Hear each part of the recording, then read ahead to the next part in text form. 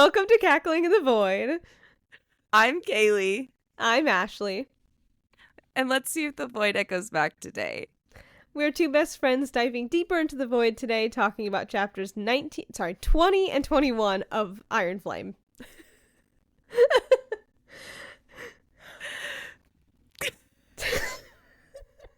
I'm getting there. It's early, you guys.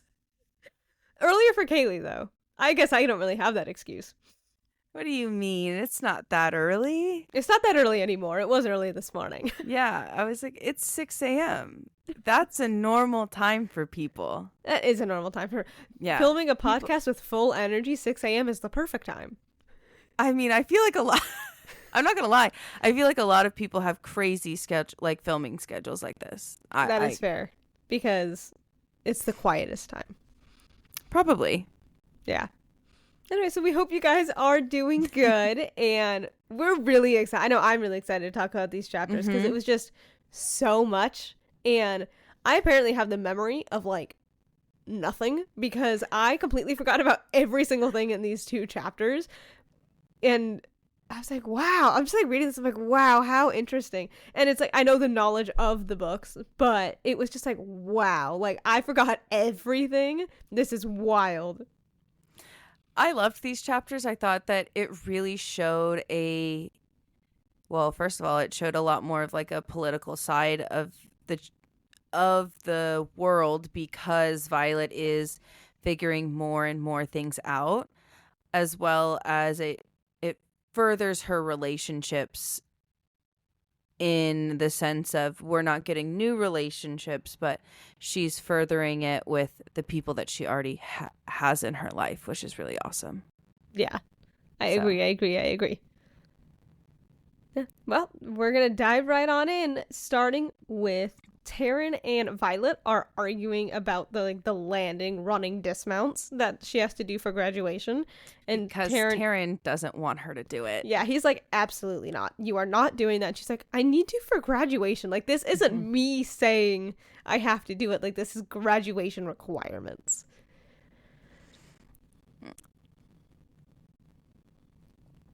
And, so they're kind of arguing about that as they're flying towards Samara. And, Violet is grabbing, like, the bags and everything off of Taryn and everything like that. And Taryn is like, she's like, you can go. Like, you're fine. He's like, well, walk faster if you want me to leave. Like, I'm not leaving. That he stays until he sees Xaden she's safe inside. Yeah. I love that he, like, wait. I'm sorry. It just like reminds me of like a parent dropping their kid off at like their friend's house or something.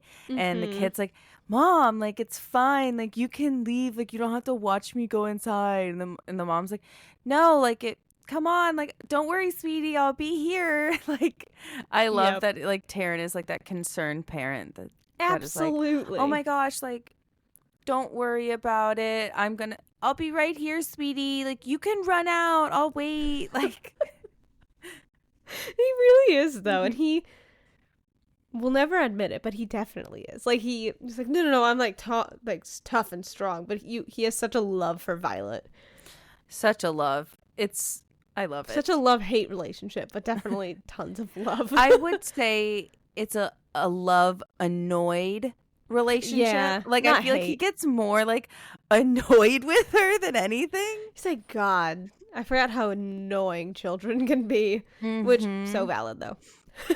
Yeah, because she is very much a child to him. Oh, absolutely. Very, he's 100 years old, and she's something 21. Like, that, yeah. Insane. Yeah. And also, like, we don't, like we've kind of said before, we don't know, like, the drama or, like, the things that happen between dragons very much. Like, we know, like, there's a hierarchy, and we know stuff like that. We see that with Solus and Taryn. But we don't really see, like, the petty drama that kind of tends to happen in between humans and stuff. And you can kind of see Taryn being like, what the fuck are you? Why the fuck? It's fine. Like, how about you just stop being dumb? Why the fuck? It's fine. And just it's, oh God, humans. I feel like that's pretty accurate. So accurate. And Violet walks in and she sees Xaden walking towards her and is like, I'm gonna have to force your hand and I am so sorry. And he's saying that through the bond. And she's like, what? Like, what is happening? And he's like, kiss me if you want to sleep in my room tonight. And she's like so confused. Like, what do you mean? And he's like, kiss me, like, tell me to kiss you. And she does openly kind of say, she's like, right, because he will never kiss me if I don't ask for it. I'm sorry. I love it. I'm sorry, but I love it. I think I like that he's keeping with his boundary and her boundary because he doesn't want to cross anything or do anything that's going to hurt their chances of quote unquote getting back together. Yeah. If they actually ever broke up. But yeah. But I also like that he's really respectful in the terms of I feel like they both know that they didn't really break up. But the fact that Xaden is still operating under the guise that they have. Like, he's still trying to, like, respect the fact that she's like, we're not together.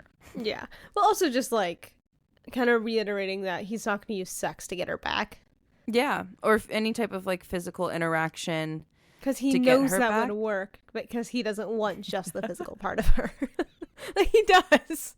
Don't get me wrong. He very much does, but he absolutely wants, he knows. But he does want, like, he's like, I don't want to use that to get you back because I want all of you, not just that. I'm sorry. I'm like, damn. Every single time we reiterate that, I'm like, I think in my head, I was like, the fact that he has the confidence. He does have a big amount of confidence. The fact that he has the confidence to be like, my dick game is so good. I'm sorry that she's going to immediately fall in love again.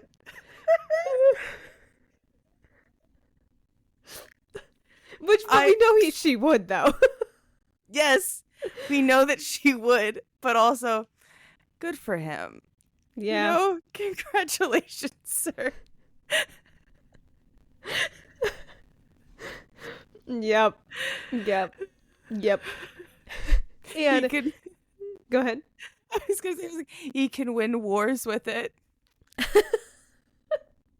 which he has stated.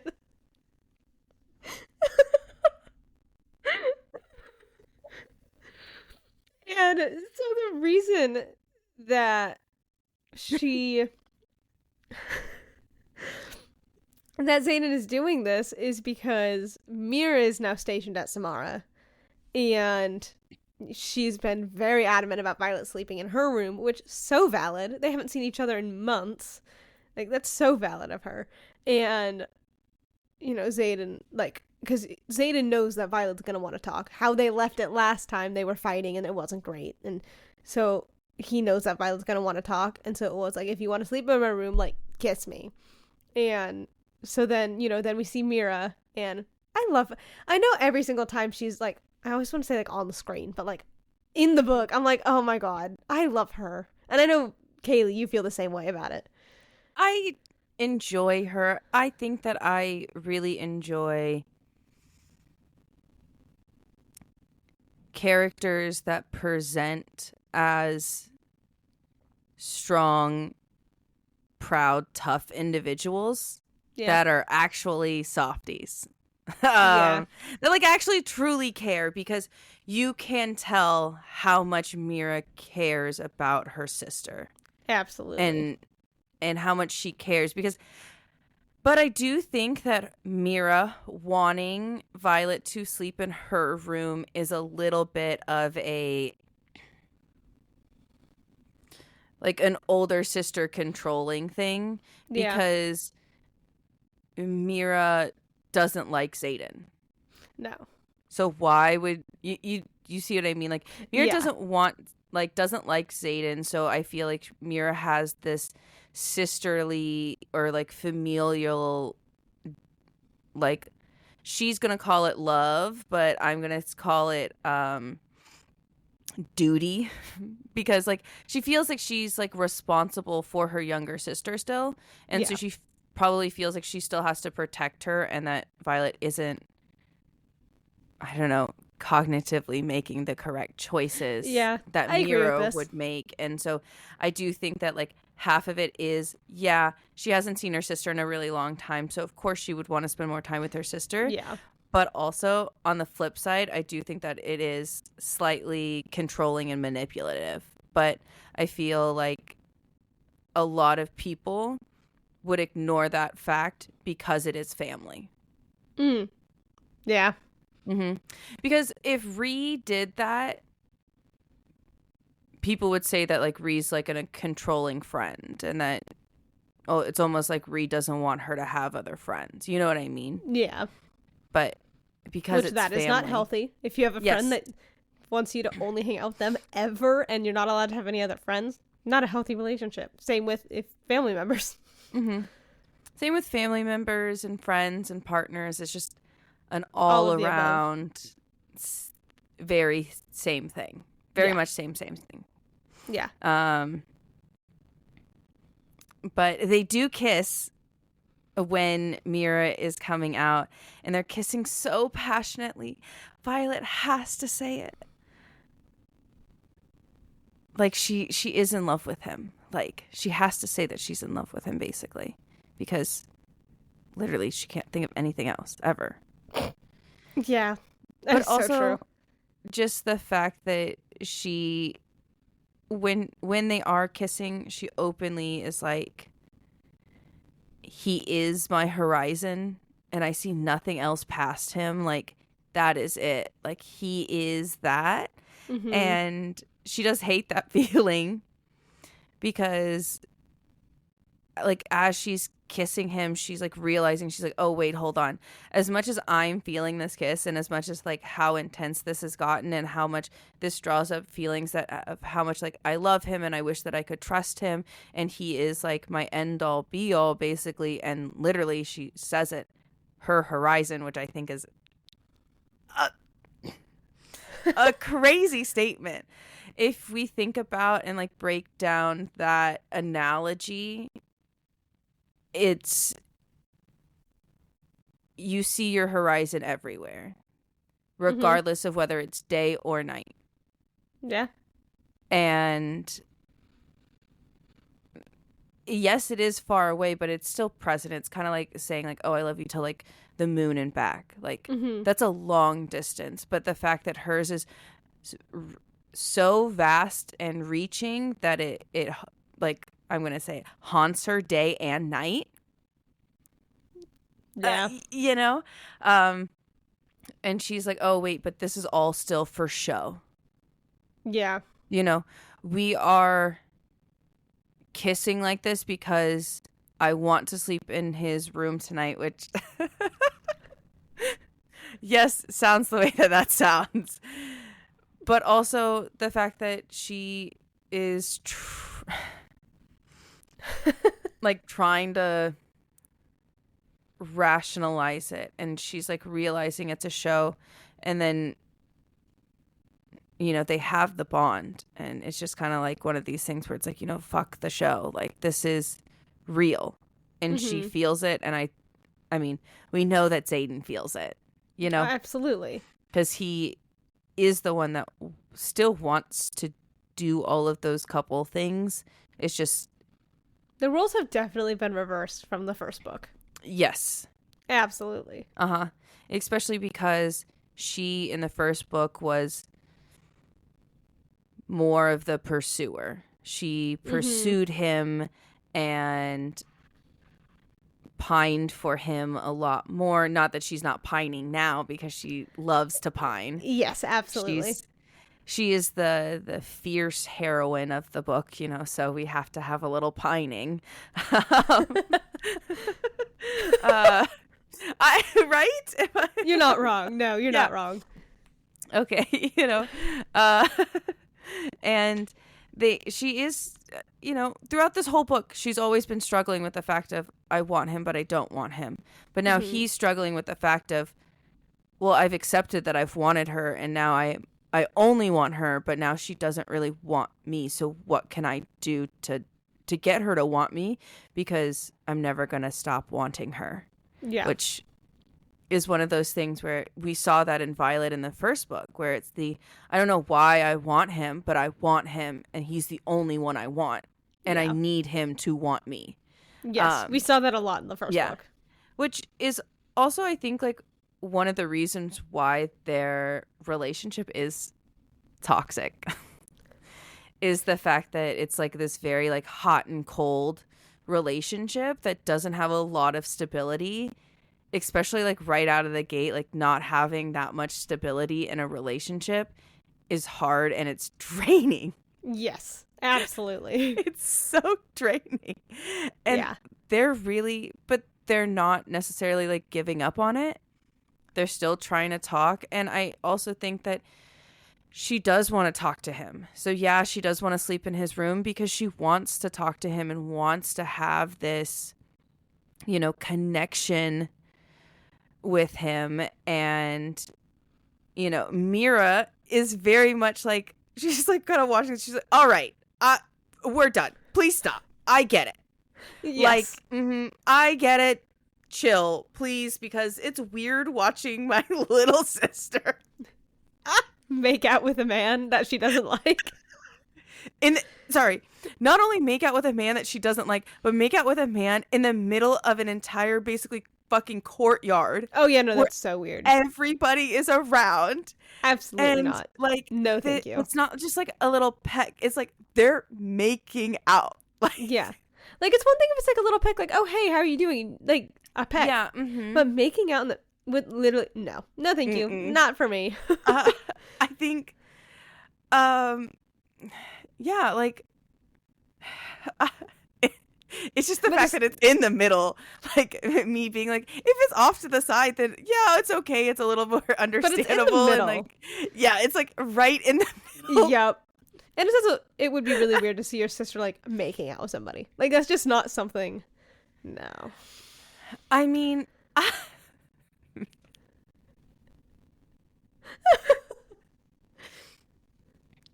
I guess I can't. I don't know. Because no, I guess none of my I have never made out with anybody in front of any of my siblings, and I've never seen my siblings even make out with their spouses. Like, I'm not gonna lie about it, because like I haven't seen them do that, but I know that I mean I've seen them kiss, but like a kiss is different than like a full blown making out. There's also a big difference. But also like the fact that Mira has like the stones to be like, all right, we're done. Where I would have probably just like turned around and be like, I'll come back. Yeah, basically be like, oh, I walked in on something that I apparently like followed this man out here for, and I walked in on it somehow.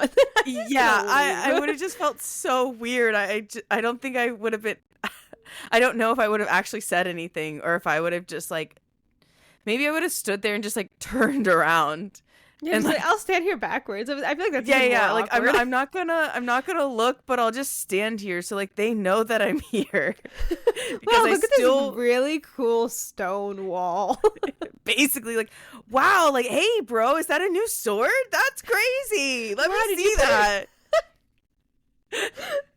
Wow, did you guys put a new stone in the middle of that stone wall? How fascinating. That's great. That was so cool. You know? And you know, like, Violet is openly saying like she hates where the relationship is. Like, she hates that they're at this impasse, and like she's really struggling with that. And you know, Mira is here and interrupts them and says, hey, great, I get it, it's whatever, she can stay wherever the fuck she wants. And Xaden is immediately like, hey, let me take your bags and I'll take them up to my room. Which, Violet's reaction to this made me so upset, because she's like, well, what if he's taking my bags to like a drop point and I'm never gonna see my stuff again? And I'm like, why the fuck? Okay, hold on. Why would he do that? What has he ever given you evidence that he would do that? I don't understand. He's never given you one thing where he would do that. In like maybe in the very, very beginning of the first book. And that's being generous. Like, but now, why would he do that? I don't understand. Like, why would he take your stuff and drop it? What the fuck? Sorry, it made me so mad. Like, for what reason? Like, yeah, like, why? Why would he do that? Like, yeah, why would anybody benefit from that? Yeah, and it's like, she does say, she's like, I hate that I can't trust this man. And I'm like, but why would he take your shit? I get like, oh, he can't tell you all the secrets, which that's a whole other thing. But why would he take your shit and drop it off a fucking like drop point? Like, what evidence? Like, what has he done to prove that he would do that? Maybe yes, he's keeping secrets from you. But why would he take your shit? I don't understand. Thank you for coming to my TED Talk. Kaylee, your turn. I mean, maybe she thinks that the bags look so similar that he's going to get the dagger bag mixed up. Let me pull up the quote. Because I feel like you maybe misread that. Because I don't remember. I remember her being like, oh, he's going to take the bags. Just the bags. Okay, let's see. Not my bag. Okay, so. Which I feel like is different. Because Mira says he's carrying your bags up to your room. Up to his room, yeah. Yeah. I'm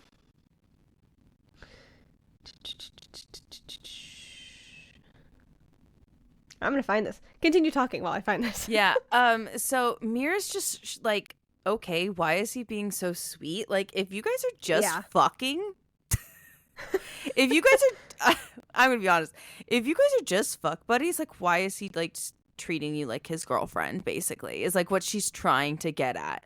Where she's like, this is weird. I still don't fucking trust him. And the fact that you're so into him is just, she like openly is like, okay, just, you know what? This is weird. Let's go throw some shit at something. Like, openly, she's like, hey, great, you guys did that. You know, we find out that Xaden is leaving because he has duty or like he's stationed somewhere like on patrol. And so at this time, you know, Violet obviously is fucking disappointed. She was like, oh, we put on this big fucking show for you not even to spend time with me? Which, valid, but also, if you listen to people, he openly said, if you want to sleep in my room tonight, you will kiss me. Yep. And then specifically he does say, just if you want to sleep in my room tonight, not if you want to hang out and talk to me all day. Yeah, because she does say, she's like, I guess we can't fight if we don't talk. And he says, we'll have time later. Have fun with your sister. I'll see you tonight. Okay, and I did find the quote. Right. I'm going to take your bags to my room. Xaden says helping me out of the pack, like my bag, and then picking up the two that she put on the floor. And so then Mira does say, oh, he's carrying your bags to your room, and she said he is, and then she's like, or is he? Like the ache in my chest turns bitter. Maybe he's actually taking the bags to a drop point and leaving me with Mira to distract me. I hate that I can't trust him, that he can't trust me, and that we're at this impasse. Yeah. So I guess it is maybe just the drop point bags, and she's upset that he's using duty as a cover maybe for it, but also... Well, using duty as a cover for it, but not only that is like... But also, he can't tell her if Mira's there. Mira's right there. He can't tell her. That I guess he could through the bond, but he can't like verbalize it outside of his head. But once again, but then also like she's a bad liar, so her face would tell. Yeah, she's a bad liar, and also her shields aren't up all the time. Like he has to physically remind her to put her shields up. Still, like they're not second nature. They're mostly up, but sometimes they're down, and which she does admit, she's like, I'm waiting for the moment that Xaden says comes where it's just you don't realize they're up anymore. Yes. They just are. And she's like, it's just so exhausting, which, I mean, especially like learning shield, like, I mean, I'm not learning shielding, but but like it just sounds exhausting just to have to think about that 24/7. Like that sounds exhausting up until the point where it's second nature. Yeah, up into the point where it's like breathing and it just happens. But also, yeah, that's a hard skill. And Xaden openly admits about what a hard skill even shielding is in the first book when, you know, she actually does shield within the first like 10 minutes of him teaching her this, because it took him weeks, he said, just to learn how to do the beginning of it. Yeah. And so, you know, she is a fast learner. She is going really far. But I also understand that it's a fucking struggle. So, of course, he's still not going to be able to tell you shit if you can't shield. But yeah, she doesn't seem to understand that. Yeah. Yeah. Because Dane, you know, as much as I love him, what if he tries to take a memory again and the whole operation is He's a thrown fucking off. loser. And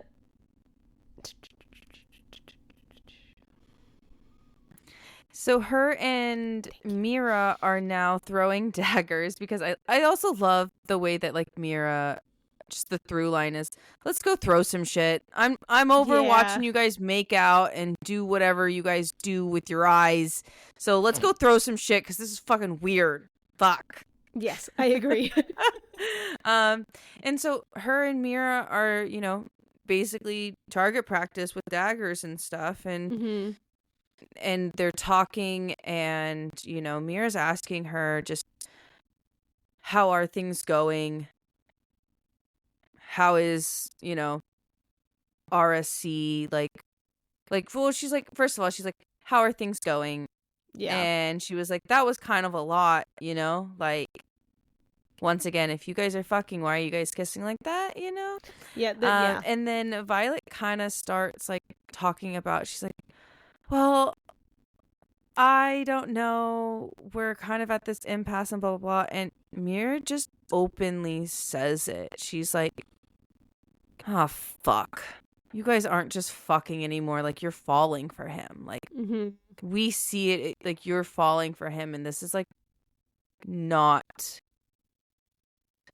like, she's like, fuck, you are just fucking falling for him.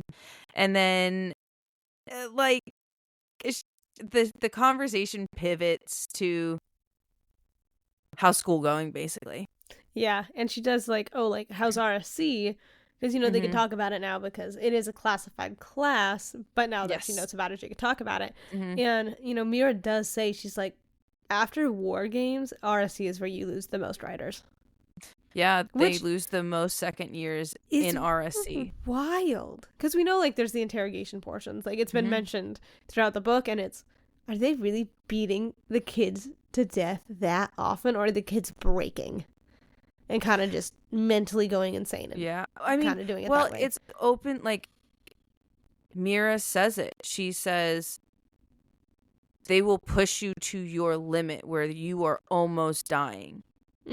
And they may kill you before you break. But if you break, they will kill you. Yeah.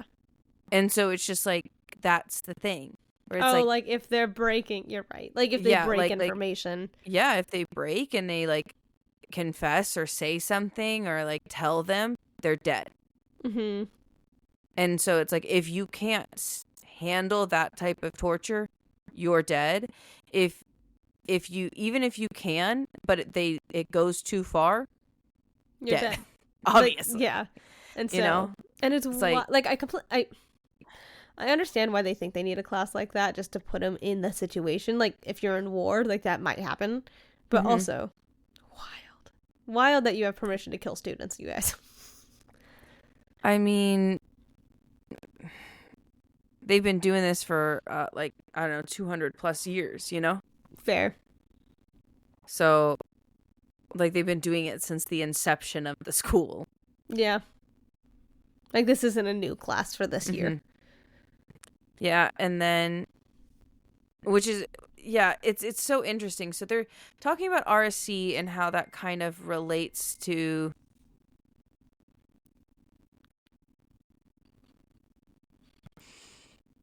So they're talking about RSC and how that kind of relates to everything.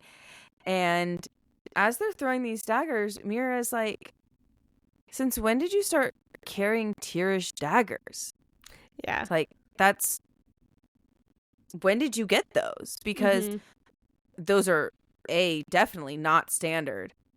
And Violet says, oh, well, Xaden gave them to me. And Mira's like, he gave them?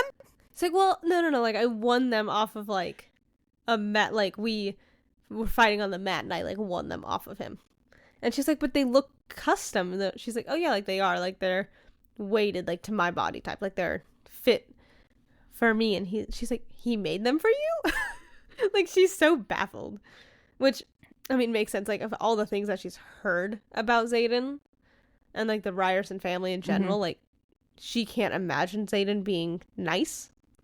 Yeah. And she openly is like, why would he make those for you? Yeah. And she says, well, he has a vested interest in keeping me alive, which is like a word that comes up a lot when it comes to Violet and the Marked Ones, because a vested interest is also what Imogen says to her towards the beginning of this book. And she's like, oh, well, we have a vested interest in keeping each other alive. And it's a word that comes up quite often when talking about Violet and the Marked Ones together. And Mira and Violet are talking about these daggers, and Mira is like, when like your guys' dynamic and what's going on and who he is, the first thing that comes to mind is unhealthy. And she's like, there's so many more, but that's the first one. And it's like, it's Violet agrees with that. Violet's like, she's like, in her head, she's like, but that's us. Which I think she says that out loud. Also, I do want to touch on something after you finish this thought. I just wanted to say that out loud so I remembered. No, just you finish your thought. It's a different topic. Oh, okay. Which I think is so interesting that even Mira is like, he wanted to kill you by the beginning of the year, and then he makes these specialty daggers for you, and then you guys start fucking, and now it seems like you're falling in love with him, which seems like a really toxic way to build your relationship. Yeah. So she's like, he's a Ryerson, you shouldn't trust him. And Violet's like, well, I don't trust him. She's like, but you're in love with him. And she's like, yes. And then Violet, and she's like, but that's, I don't know what that is, but unhealthy is the first word that comes to mind. And she does say out loud, it's us. And then she changes the subject. First of all, I like that she said it out loud. But it's such a big thing, like, throughout the series. Like, it's not even just, like, it is such a big thing, like, in the first book, the second book, like, their relationship is not healthy. This is not the gold standard. No. No. No. I don't know.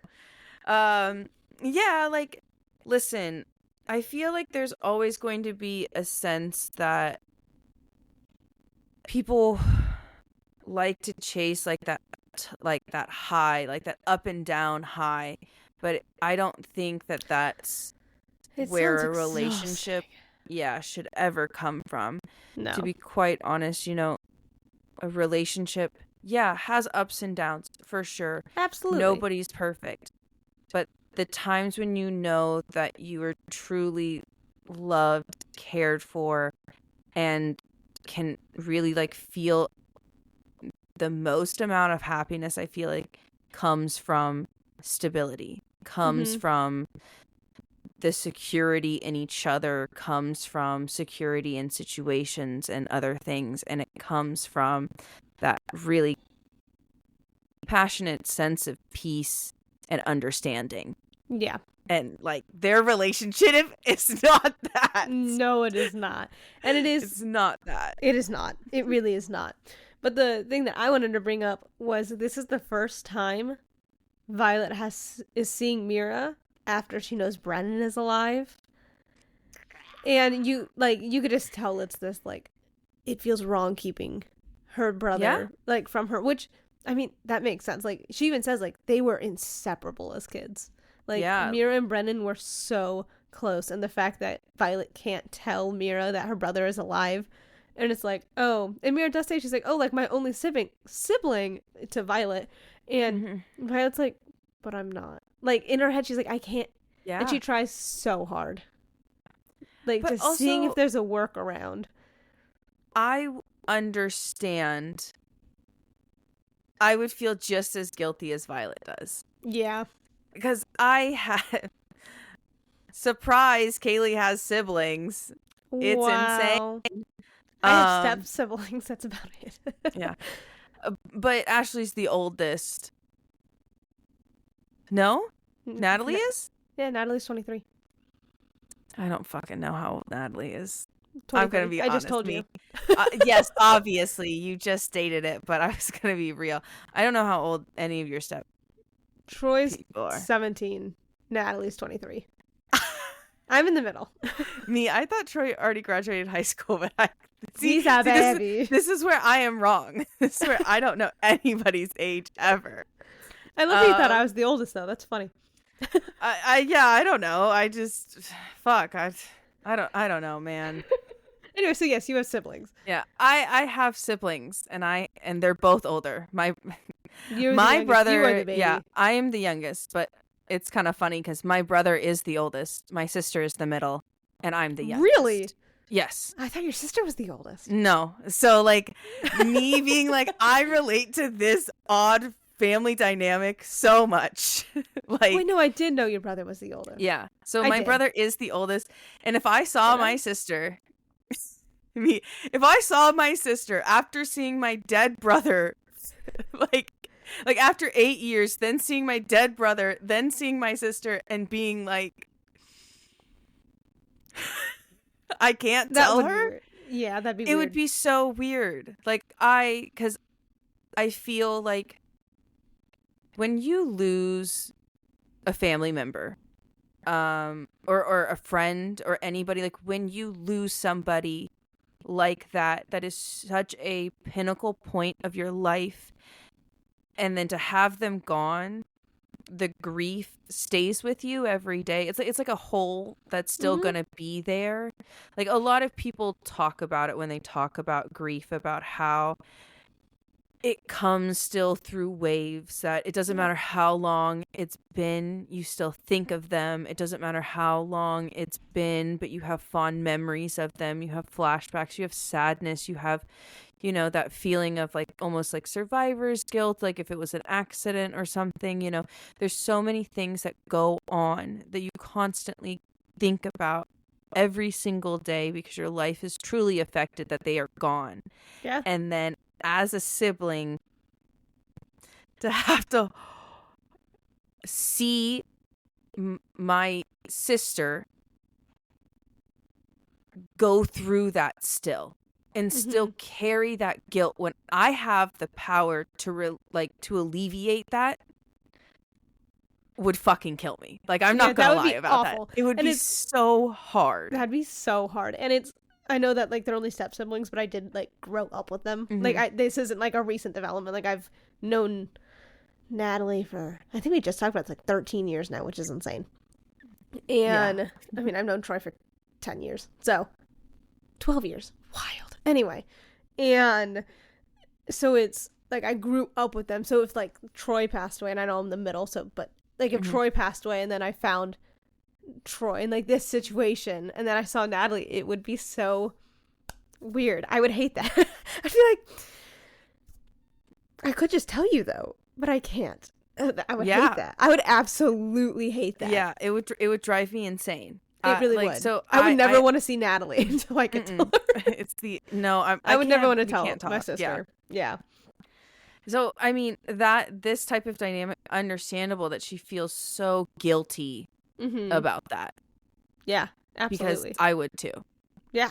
Like, this part of her, like, guilt is so understandable. So valid. So valid. Yeah. And And, so then kind of on that topic, they start talking about the wards.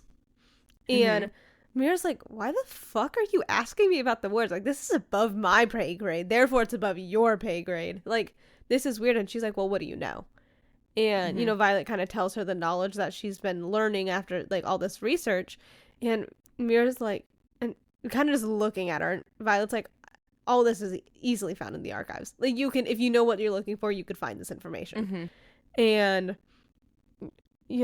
then Mira is, she's asking, like, oh, like, what creates the wards?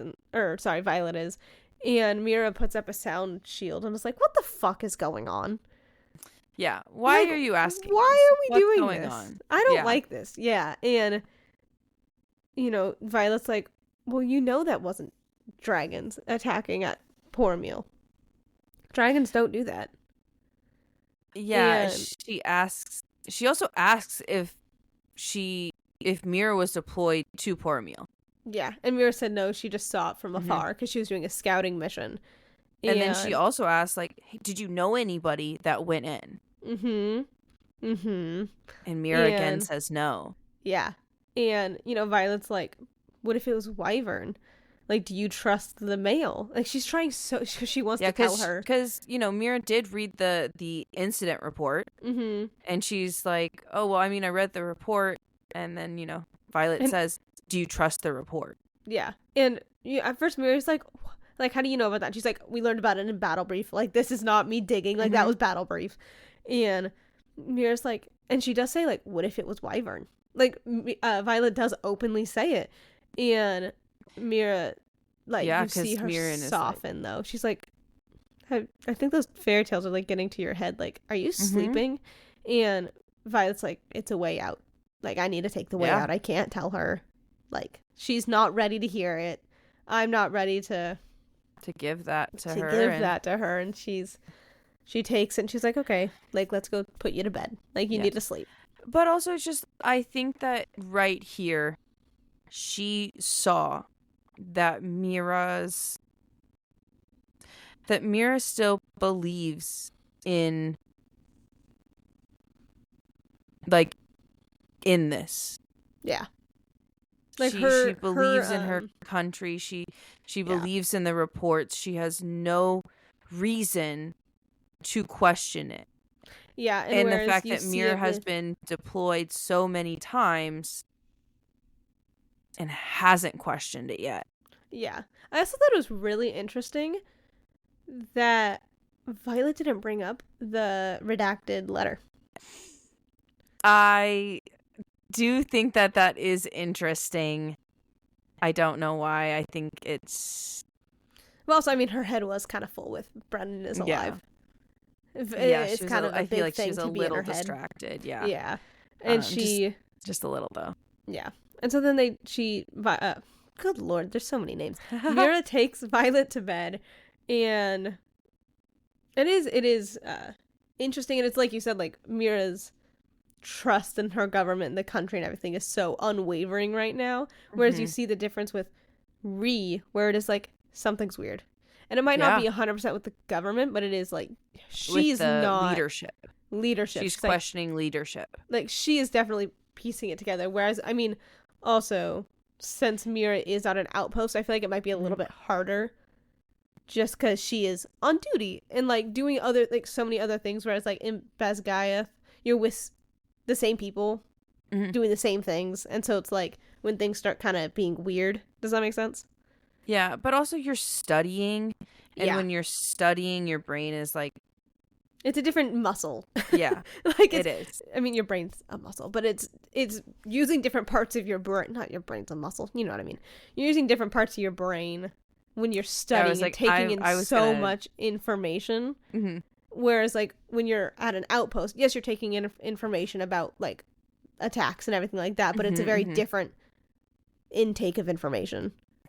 Yeah, but also the fact that Mira has been stationed for and has gone out and fought in a lot of battles and things like that, and she still hasn't seen anything. Like, she hasn't seen them. And so it, she just kind of like leaves it. And Mira does say, hey, let's go to bed. Like, that's... I'll get you a tea. We're going to go to bed. Like, you're Mm-hmm. going crazy. And I mean, it's not a lie. Like, Violet has not been sleeping well. Yeah, she has not. And, it flips to her and Xaden in bed. Yeah. And Violet does openly say, like, I don't want to fight. Like, I'm tired. Yeah. I'm not here for that tonight. And that's why I do think that their relationship feels heavy. Like, it's not based from a healthy standpoint, because number one, you should never be like, well, we have to fight. Like it's I understand that you guys know that it's going to turn into a fight, but it's just like the way that you guys handle it. Yeah. But also, it doesn't need to, like, you can have a heated discussion without it being a fight. That's true. That's very, very true. Like, go to therapy. Right? I don't think they offer therapy in West Sky. They should. I mean, of all the classes that they should take, it should be therapy. Not that therapy should be a class. Like, this is how you handle your emotions. This is how you handle this. This is how you... Because, I mean, they're seeing, like, their friends and, like, loved ones die on the battlefield. Mm-hmm. Like, I feel like of all people, they need therapy. And please, give it to me. Or give them so I can feel better about... Thank you. I like that he openly is like, I don't want to fight either. Yeah, like, we can honestly talk. I've never wanted to fight. Yeah, fighting is exhausting. And so they're in bed, and Violet kind of tells Xaden, and she's like, I almost told Mira. Like, I see why you don't trust me, because I did almost tell Mira. And she feels like heavy for that. She's like, I feel exhausted. Like, I don't know how you do it. Yes, like, how do you keep all this in your brain? Like, I am struggling. Yeah, and she does talk about a box. Like, she puts all the things she can't talk about in a box in her brain. And, he's kind of consoling her in a way about telling her, hey, I know that it's hard. Like, but, like, you can still tell me. And she was like, well, I just, like, I don't know if I can. And he was like, I know. Like, circling back to him, like, her not telling him about the research, but, like, he openly is like, hey, I know that you kept that from me so that you could hold on to something, because I've been holding on to so many other things, and you wanted that to have a little bit of control. Yeah, a little bit of control and, like, kind of like ammunition almost to say that, like, I do have this. And he's like, but you don't need to. You don't need to do that, which I know sounds so fucking hypocritical of him. To be like, you don't need to hold on to your secrets, but I have to hold on to my secrets. But in a way, it does help Violet see him a little bit clearer and feel, she's still going to feel like that heavy feeling. And she just is like, I want you to tell me something that's real. Like, I want you to tell me something that's real. And he just says, I know you.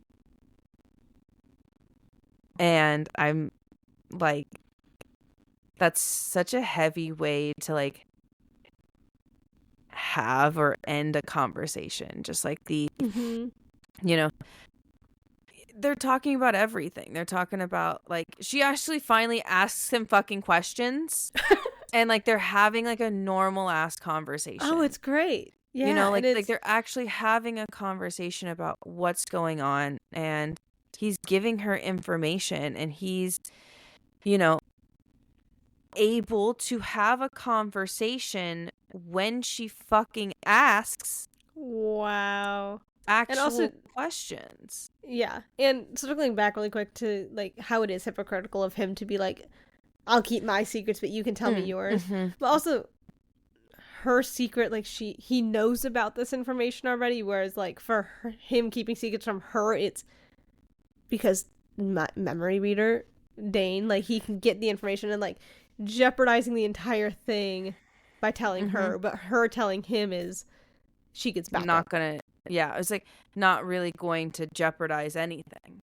Anything. It's not gonna. And it's not gonna give her backup. Like someone knows what she's doing, and so it's, yes, it is hypocritical, but I also do get the logic behind it.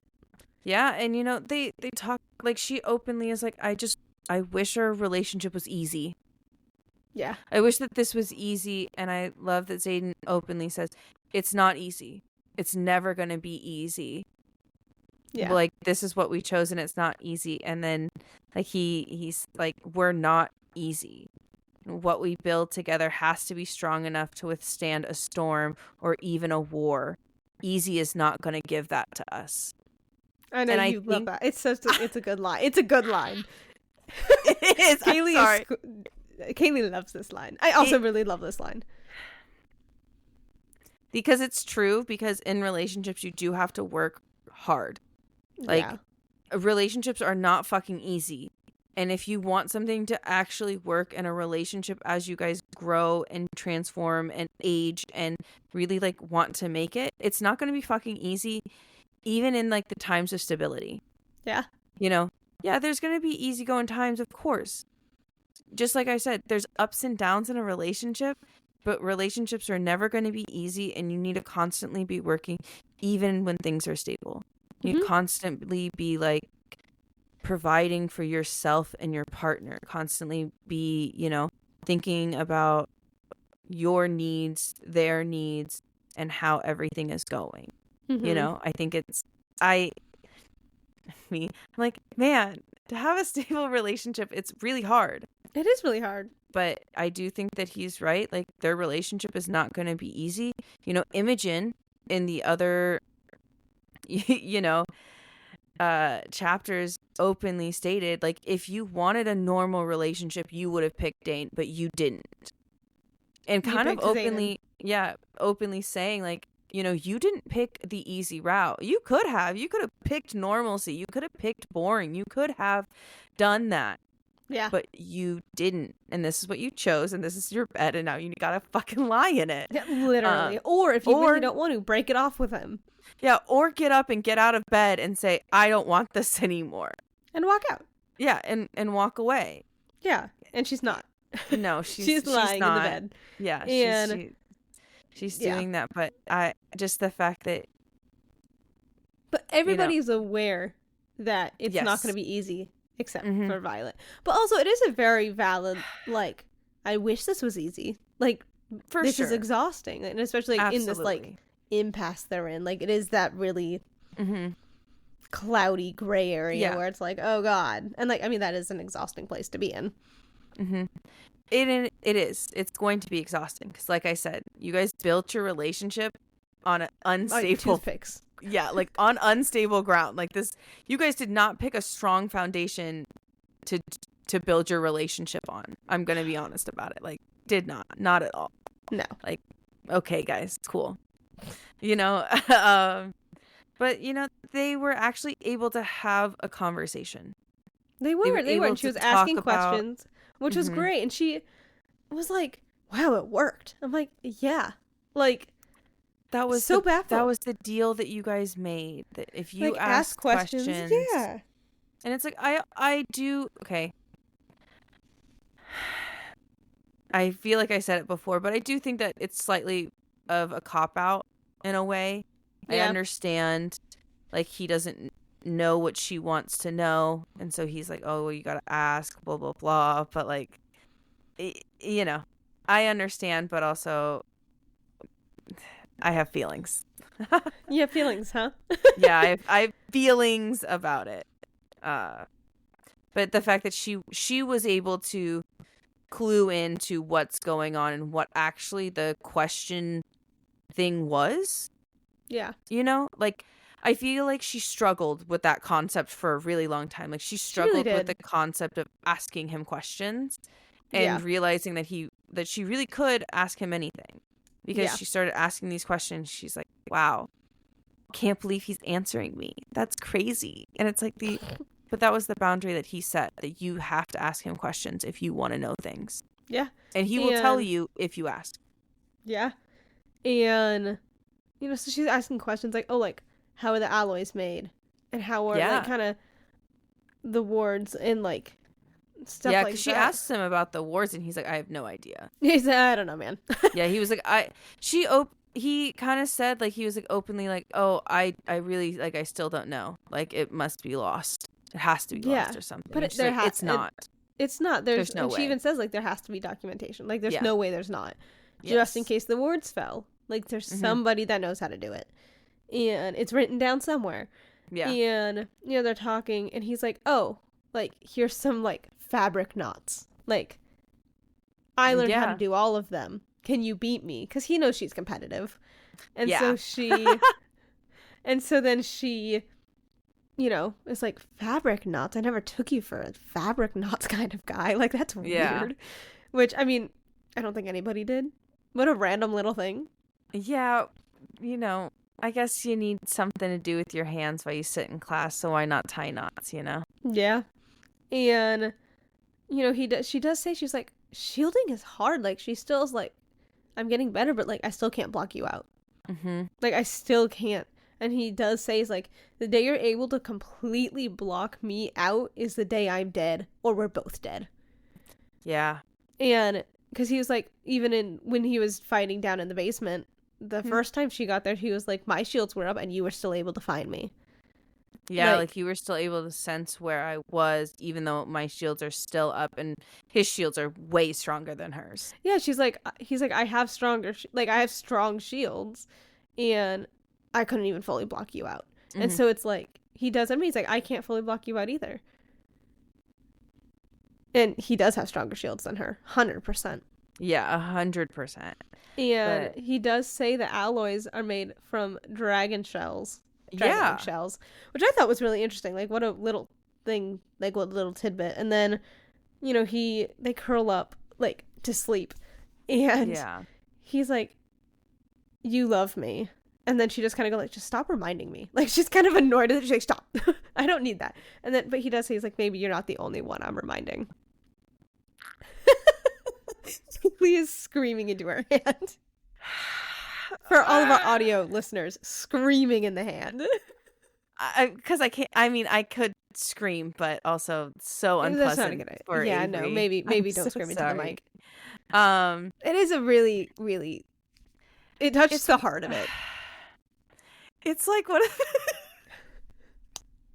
This is why he's an emo boy. I don't know how else to say that. He really but is. Nobody else would say that but a fucking emo kid. Just like the...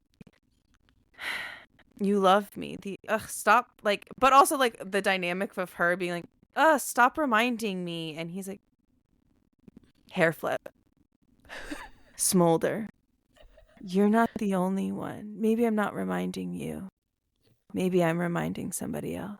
Like, you know what? I'm sorry. It is. He is an emo dragon boy, and I love it. Absolutely. And also, yeah, what a sweet thing, because we know that Xaden is upset. We know that he's upset that they're not together. And we see that in particularly when he openly says, well, I thought we weren't together in the last chapters. Absolutely. So, I don't know, man. I love how emo he is, and it's so good. And he has a dragon. It makes it even better. It's so good. And with that line, that's how chapter 20 ends, and now we're going into chapter 21. Yeah, and once again, we're talking about the rolling dismount. Yeah. Because she did attempt it. And dislocated her arm. Yeah, I was like, immediately. I feel that so hard, though. Like, if I was in this world, physically, I would be Violet. Like, 100%, sure. I would be Violet. Like, yeah, with you, I would jump like a foot, and then like my legs and everything would just be like on the floor. I'd be like, I also know like this is gonna be bad because like if we both were in this world, yes, you would have like very similar traits to Violet because you have all of those conditions. But I feel like I'd be like a mix between like Ree and Riddick, where because if I watched you fall, I'm gonna be honest. Because I would probably immediately be like, hey, I don't know if this is a good idea. And you'd be like, no, I gotta do it. And I'd be like, Yep. All right, kid, fucking go for it. Let's see it. Let's go. Let's go. And like really hyping you up. You really would, though. I'd hype you up so hard.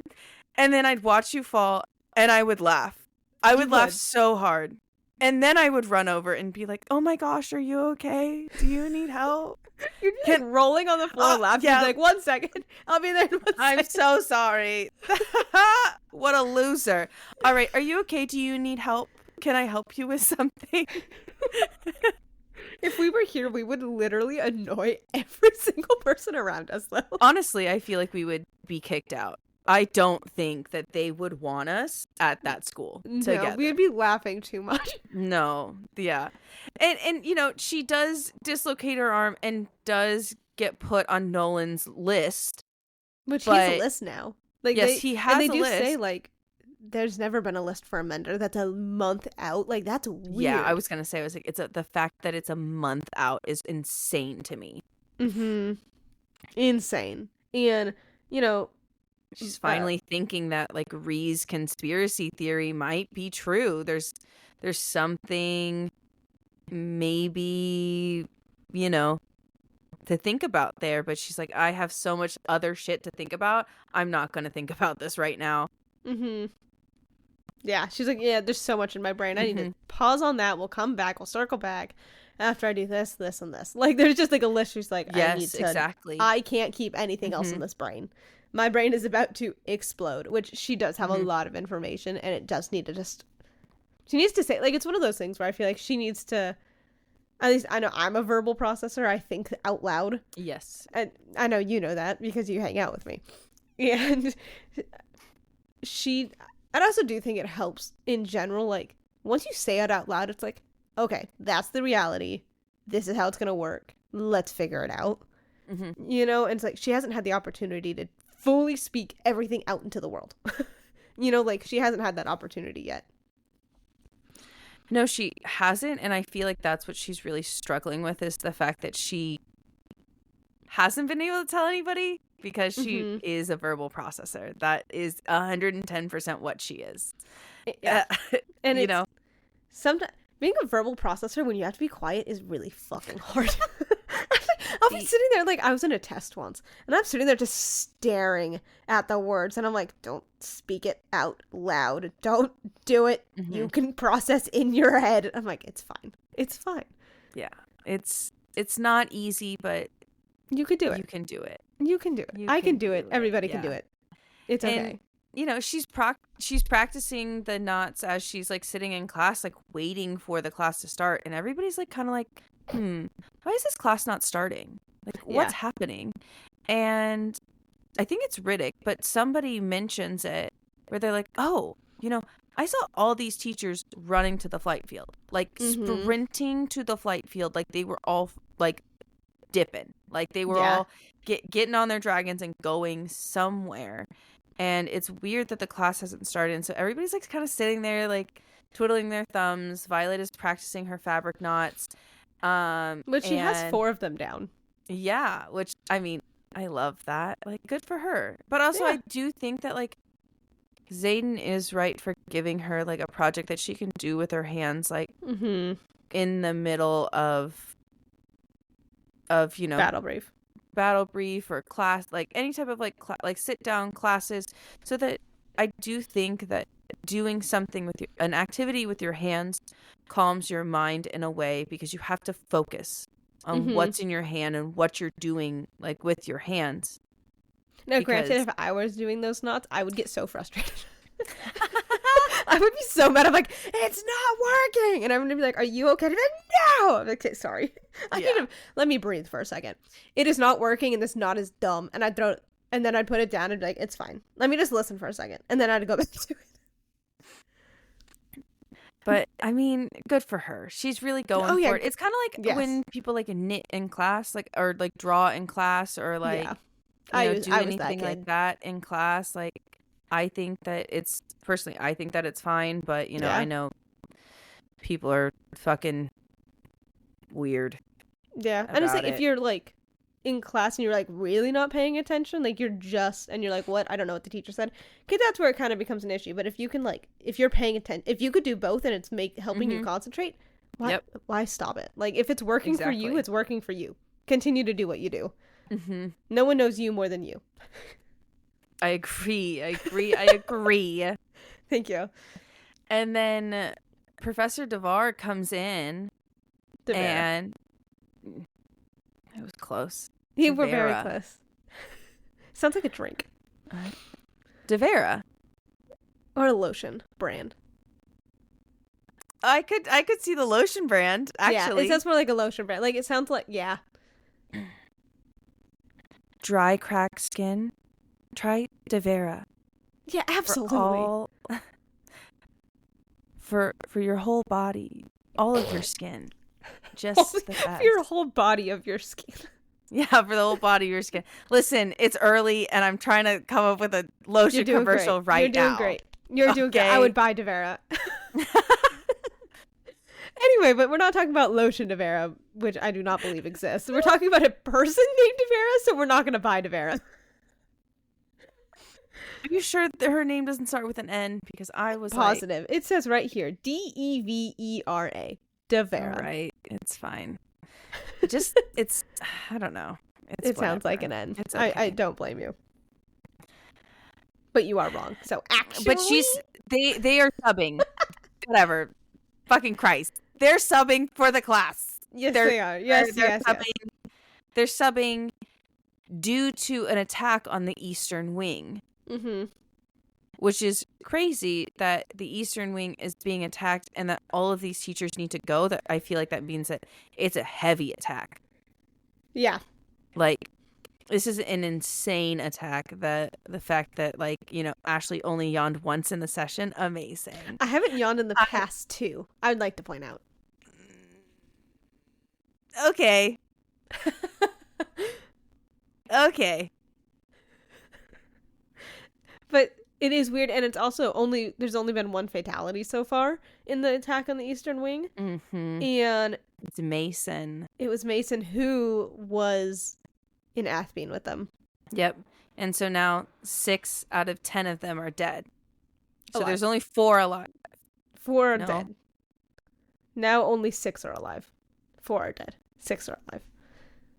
I thought it was the other way around. I did too, and that's why I double checked.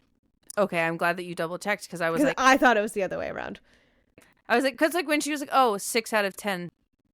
Did she say 6 out of 10 are left? 10 of us who flew into Resson, now only 6 are alive. Okay, got it.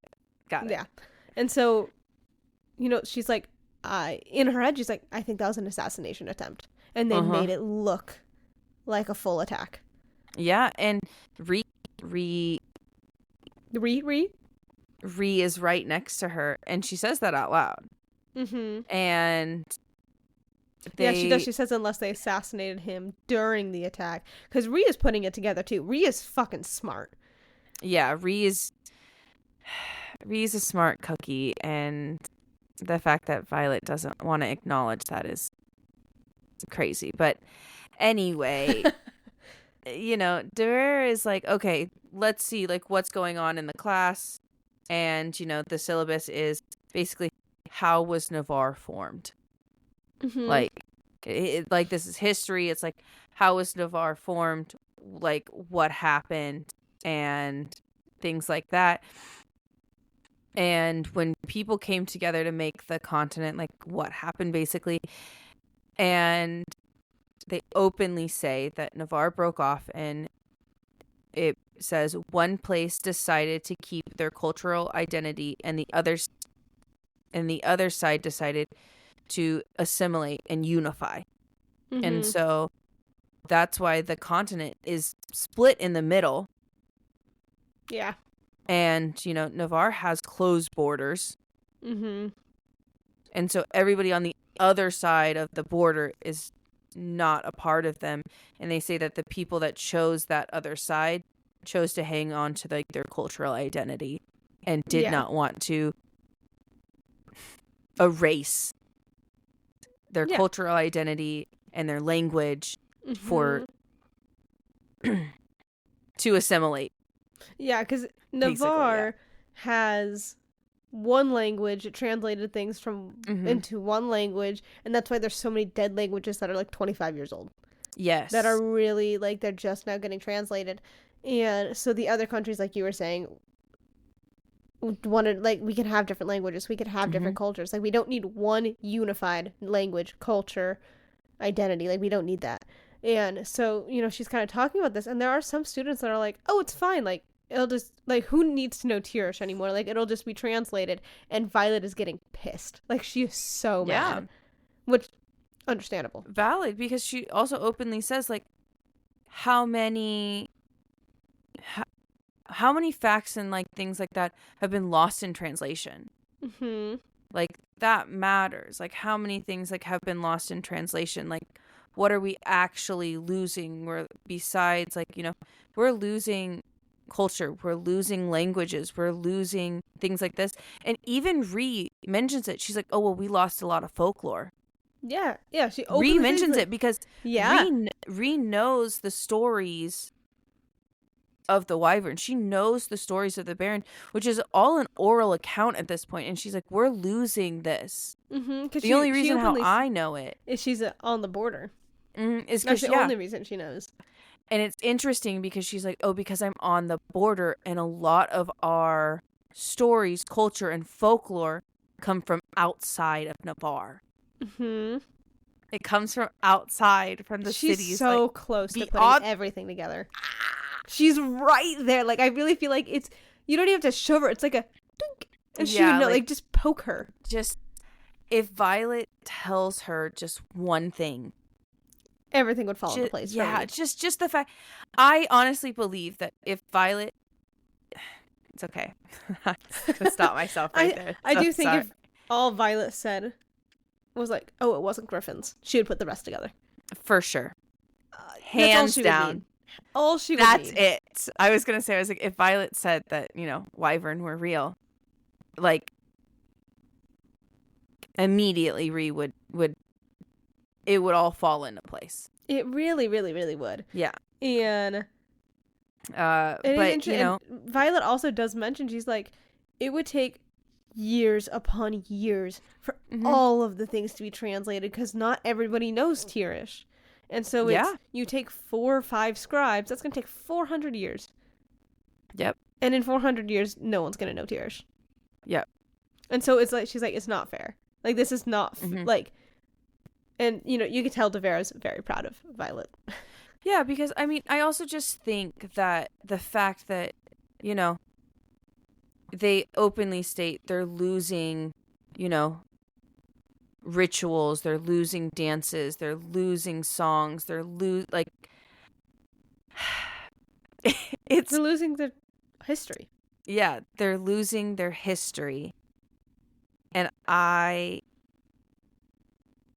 am of the belief, very similar to Violet, that no, we need to hold on to history. We need to hold on to, like, that past, like, regardless if it's good or bad, because, you know, DeVera's talking about this in a way that is like, is this good? Is assimilating that good of a thing? Mm-hmm. And then you think about the sacrifices of all those people, but then not only that is, once Navarre closed their borders, all of those people outside of that border were sacrificed. And does that make us worth it? Yeah. Is it worth it? Was what we are doing worth it for Navarre? Like, to protect Navarrian citizens? Is it all fucking worth it? Mm-hmm. And a lot of the class says yes, but Violet can't say it. No. Violet can't say yes because I also agree. Like, was it worth it? Is it worth it to have closed borders? Is it worth it to, like, not help people in any way? Just, like, is it worth I'm sorry. I'm, like, getting, like, emotional and, like, kind of choked up about it because Ashley and I have talked about this, and she knows how I feel a lot about. We feel the same. Yeah, we feel a lot of feelings, and, like, yes, I'm going to say this is not a political podcast, but sometimes certain things happen that are extremely political that it's hard for me not to make real world analogies for it. Absolutely. But I was like, I know, like, I try to stay away from it as best as possible, but things like this where the sense of nationalism and assimilation and unity is pushed on us so hard that we are now losing culture and languages and citizenship and like people that actually built that actually built a country. And now that You're doing great. It makes me upset. It's disgusting to me. It's so disgusting. It's absolutely disgusting. And I think that the thing that makes people wonderful and amazing is their individuality, is who they are at their core, what has shaped them, what has built them. All of that is precious. Yeah, and that's how you make a good community, because if you have people that all have the same belief in the same of this, nothing's going to change, nothing is going to happen. It's going to be so stagnant that, like, and it's just, you need different people, different cultures, and different things so you learn and grow as people and as a community, and you don't get that if you're all... You don't get that if everything same. that you love has been erased. That too. And it's also, if you erase history and everything like that, everybody says it's bound to repeat itself. It's so bound to repeat itself, and it's wild. I don't understand, but that's okay. Yeah. It's not okay, but it's okay. Not okay, but I just feel like we are the picture, that meme of the dog sitting in his kitchen, drinking drinking a cup of coffee, and everything else is burning around him, and he's just like, it's fine. Yeah. Like that is, I guess, like what it feels like sometimes. It does. It really it's does. Just like one of those things where it's interesting to see that in a book and to watch Violet go through that juxtaposition of, where do I stand? Mm-hmm. Because before, being educated under propaganda, you really do think, wow, this is amazing. Like, we're doing so good. Like, we are the good guys. Yeah. And then she realized that the world was so much bigger than the small bubble that her history books taught her about, and was like, damn, there's an entire world outside of my small little bubble. And that was monumentally life-changing for her to realize. Mm-hmm. And then think about, well, how many people have died because we closed off ourselves? How many people died because we were, I don't know, selfish cunts. assholes? Yeah, selfish assholes. I also like the word you used, yes. I was like, I'm sorry, I know I can't use that word. And I hope that it's just like, we're gonna find like a beep, because it's gonna still be there. We're just gonna find like a little beep in it. It might shock you. We do censor ourselves on this podcast. I try, okay? We try. I try. I just think like, and it's also hard because the juxtaposition of the class of, some people will truly believe that. Some people will truly believe that it is okay that all of these things happen. And like, I don't know, I was like, damn, I'm getting like choked up and like really kind of emotional about it. That's like, okay. It's okay. It's upsetting that people are so narrow-minded that they couldn't imagine the effects, because they are not a person of that area. They don't know that language. Like, I just think that it shows like, yes, privilege in a way that, like, your language was chosen, but it's just, like, that, like, narrow-minded point of view where, oh, we don't need that, you know? And Mm-hmm. it's I just think that's crazy. I just think that it's kind of It crazy is that, like, you really, really yeah. truly believe that we don't need anything else, and that you don't care that other people's cultures are being erased because it's not yours. And that's so fucked up. I'm just like, it's fine. Like, It's not fine. I am the dog. I am the dog in the burning building.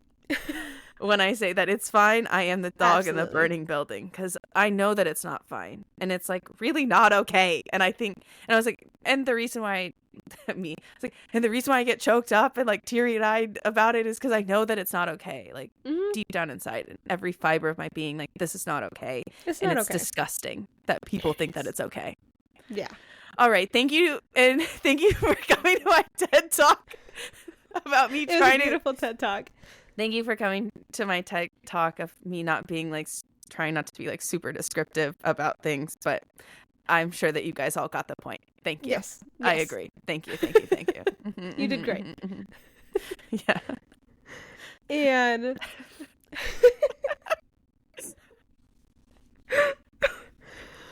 and so then... that class ends and we go to the mats. I was like, I don't know how to continue after this. I just really to continue. Yeah, I was like, I'm so sorry. I was like gonna let you do that, but like, actually, thank you for coming to my TED Talk. We're cutting to the mats, and now we're on the mats for the last challenges of the season of the season, quote unquote, until ward games happen. So people are prepping for. Yeah. I was like, why did you give me that head tilt? Because that's exactly why. Because the first years get like a month and a half off. You're right, for the gauntlet and for... Yeah. Because like they're training for threshing and stuff. You're right. I was like, war games are at the end of the year. Why are we already at war games? I was like, it's threshing and the gauntlet. Yeah, I was like, they're gonna do the gauntlet and then they're presentation. Then they're gonna do presentation and then they do war games. But they don't start this class until after threshing again. So I guess what I should say is they're not gonna stop. This is the last mat training until after the gauntlet and threshing. Yeah, and they also do say that second years are starting to be picked off by squads for the interrogation portion of RSC. And RCS. RSC. Yeah, RSC is like really picking up, and that multiple squads are like just not attending classes because they're doing RSC right now. Which is like I understand that they're all going to be picked off in squads. So it's interesting to see like who, that they're doing that at the same time as the first years doing the gauntlet, which makes sense because we really didn't see the second years all that much when they were training for the gauntlet at all. No. And, so, they're at the mats, and my favorite character comes and talks to Violet, and and Dane is there, and he's talking, and he's like, can we talk? Like, can we please just talk? And Violet's like, no. Which, I mean, so valid of her. Like, yeah, no, I don't want to talk to you. Back the fuck up and get away from me. Yeah. It's like, when she's ready, she can go talk to him if she ever wants to. Like, it shouldn't ever be forced on her. And I agree with this. Because if you're forced to talk to somebody, and there are instances where, I'm going to take Violet and Satan, for example, where it's, they have to, in quotes, like, force themselves. They have to have those hard conversations for their relationship to work. But this is a very different situation. Yeah. It's like... I agree with Violet. I don't know if that trust could ever come back. Yeah. And the fact that, like, he is still pursuing it and wants to talk, and she's, like, basically like, going away. And then, like, you just see him walk over, and then it gets announced that Dane challenged Violet. And he is a squad leader. He can challenge anybody whenever he wants. That's like part of the world, Yeah. And he's a wing leader. Yeah, sorry. That's right. I'm Actually, so sorry. He's a wing leader and he can do whatever he wants whenever.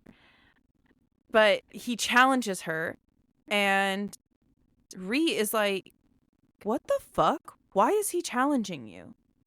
Like, openly, she's like, she's like, do we just hate him on principle? Because if that's what we're doing, we can.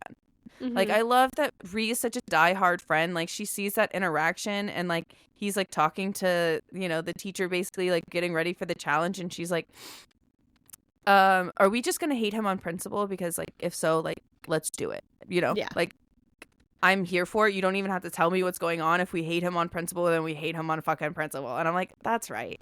Like, yep. That's what a best friend does. You know? Absolutely. You hate him, I hate him. Period. That's it. We have no other. I don't need a reason. I'll hate him with you. Yeah, like, oh, I don't need a reason. We can just hate him together. Like, it's okay. Like, we can definitely do that. I was like, I know me and Ashley do it. Oh, absolutely. Just we really do. We also do it a lot with houses. You know, me and Ashley have big opinions about houses. We really do. I think that'd be such a funny episode. Yeah, I was like, which might become a series or an episode or something. So if you tune in and we're just ranting about houses, like, it's gonna be okay. It's okay. We'll show you the photos. It'll be fine. Yes, oh my God. We'll show you the photos and the listing will be in the link or something. I don't know. Like, you know. We found a house with green carpeting. It was wild. No, it was just the fact that it was green Sorry.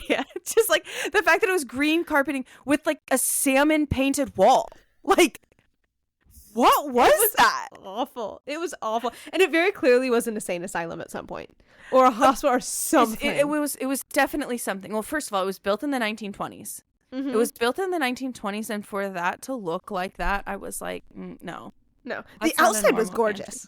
Outside, gorgeous, yeah. But also, insane asylums back then were gorgeous. Like, they looked like mansions and houses. Like, they really did. But no, no. The green carpet with the salmon wallpaper.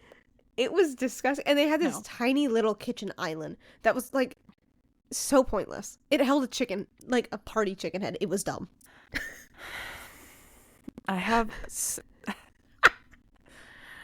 Me and Ashley like actually ranted for like 45 minutes about this house before we even got like anything done. We really did. It was like we were like, okay, we're gonna prep. This will be quick this morning. And and then we found this house. We were like, okay, hold on. We need to rant about this house. Just need to talk about this house room by room. Like it wasn't like like this one. It was room by room. But you know, it's the epitome of our friendship. Yeah, but the fact that Ree is also that. Ree would also do that for her. Ree would go up to bat for her. Regardless, she's like, hey, you hate him, I hate him. Like, let's bury bodies together. Yeah, absolutely. You know, and Ree has openly stated, let's bury a body together. Yeah. And like I will kill him. And I will put him underground and I will make my signet will be so strong. You won't even know I moved grass. Grass wouldn't move. And, you know, Dane challenges Violet. Sorry. Dane Violet? Is Violet his last name? Dane Violet. Yeah. Dane Violet fight now.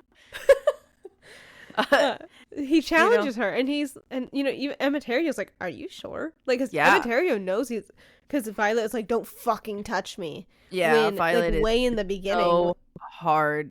Like with that boundary. Yeah. And he's like, are you sure? Like, and so he's like, okay. And so then, you know, she's on the mat with Dane now. And he, you know, gets rid of all his weapons. And Emeterio is like, are you sure she's not going to kill you? Yeah. Are you positive? Sure. And Imogen even is like, she can kill you from here, Atos. Like, do you know what you're doing? Yeah. And he, like, sorry. I just had to throw up a little bit in my mouth because of how disgusting he is.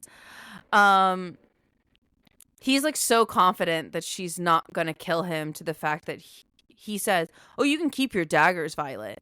Like he says it. He's like, you can keep them, like it's fine. And she's like, are you sure I'm not going to do it? And he's like, I know you're not going to do it. And I'm like, ugh, it's disgusting. Yeah, he does for that Violet, you should. just cut him a little, just for that. you know.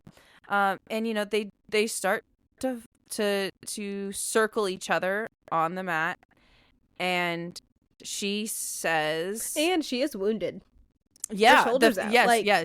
She so has a dislocated shoulder. She only has one arm. She's fighting with one arm too. Yeah, and even Rhea's like, no fucking way, she's wounded. Like, what are you doing, Atos? Like, everybody's like, this is dumb. What is happening? And it's literally just because he wants to talk to her.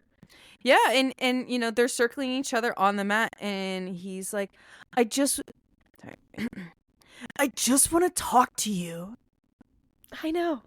You steal my memory again, and I'll kill you. I'm so sorry. That is literally how I imagine the conversation going, because like the fact that he's like challenging her just to talk to her, just to get close enough to talk to her. And she's like, if you steal my memory again, I will kill you. And he's like, well, is that what this is about? And she's like, you sent us. Like, you knew. There's no possible way you didn't know what was going to happen. Mm-hmm.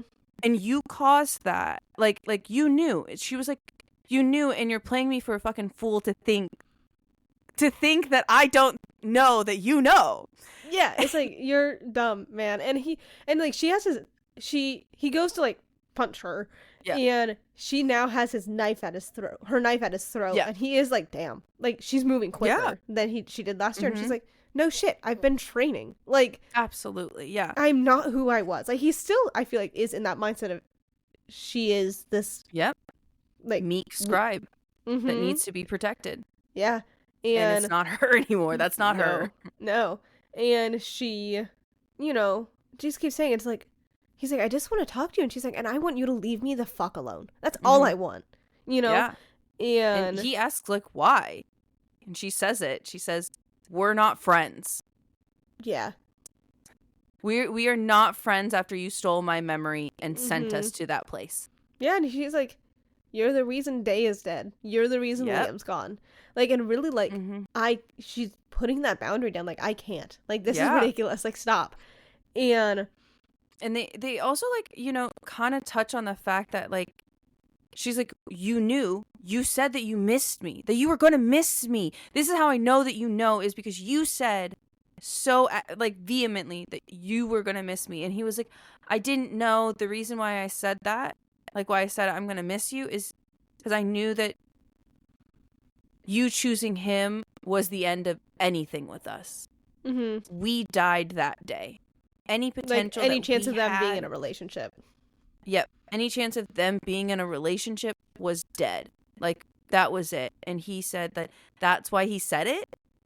Yeah. But she's also, me personally, I think he's a fuck-ass liar.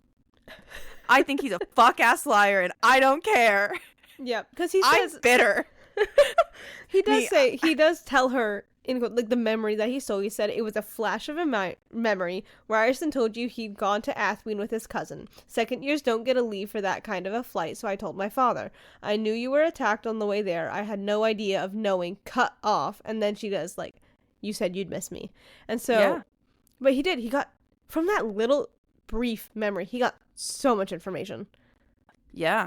I mean, just literally that one word. That one word. And I mean, for me, I'm just like, she's so upset about him stealing, like, the memory, and it's literally like two sentences. That's all he needed to slaughter one of your best friends. And you're sitting over here being so fucking hypocritical and being like, Zayden, tell me everything? I can't. And she does say that he or she is like, my shield, I've never made sure my shields were so strong. Yeah. Like, which, good, finally, good for her, but also at the same time, like... But, like, yes, I agree. It's like that two little lines, like, just one word really fucked it. It got your best friend killed.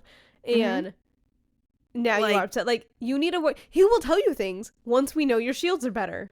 For sure. But also just, like, the fact that, like, there's still, you know, there's no way... I think he's a bitch-ass liar. Yeah. And I wouldn't trust Dane. I'm gonna be honest, I don't. I think she's right to be this upset. I think she's, like, the fact that was it, and he did steal her memory without permission, and like that is just so, I don't know, just like that's crazy.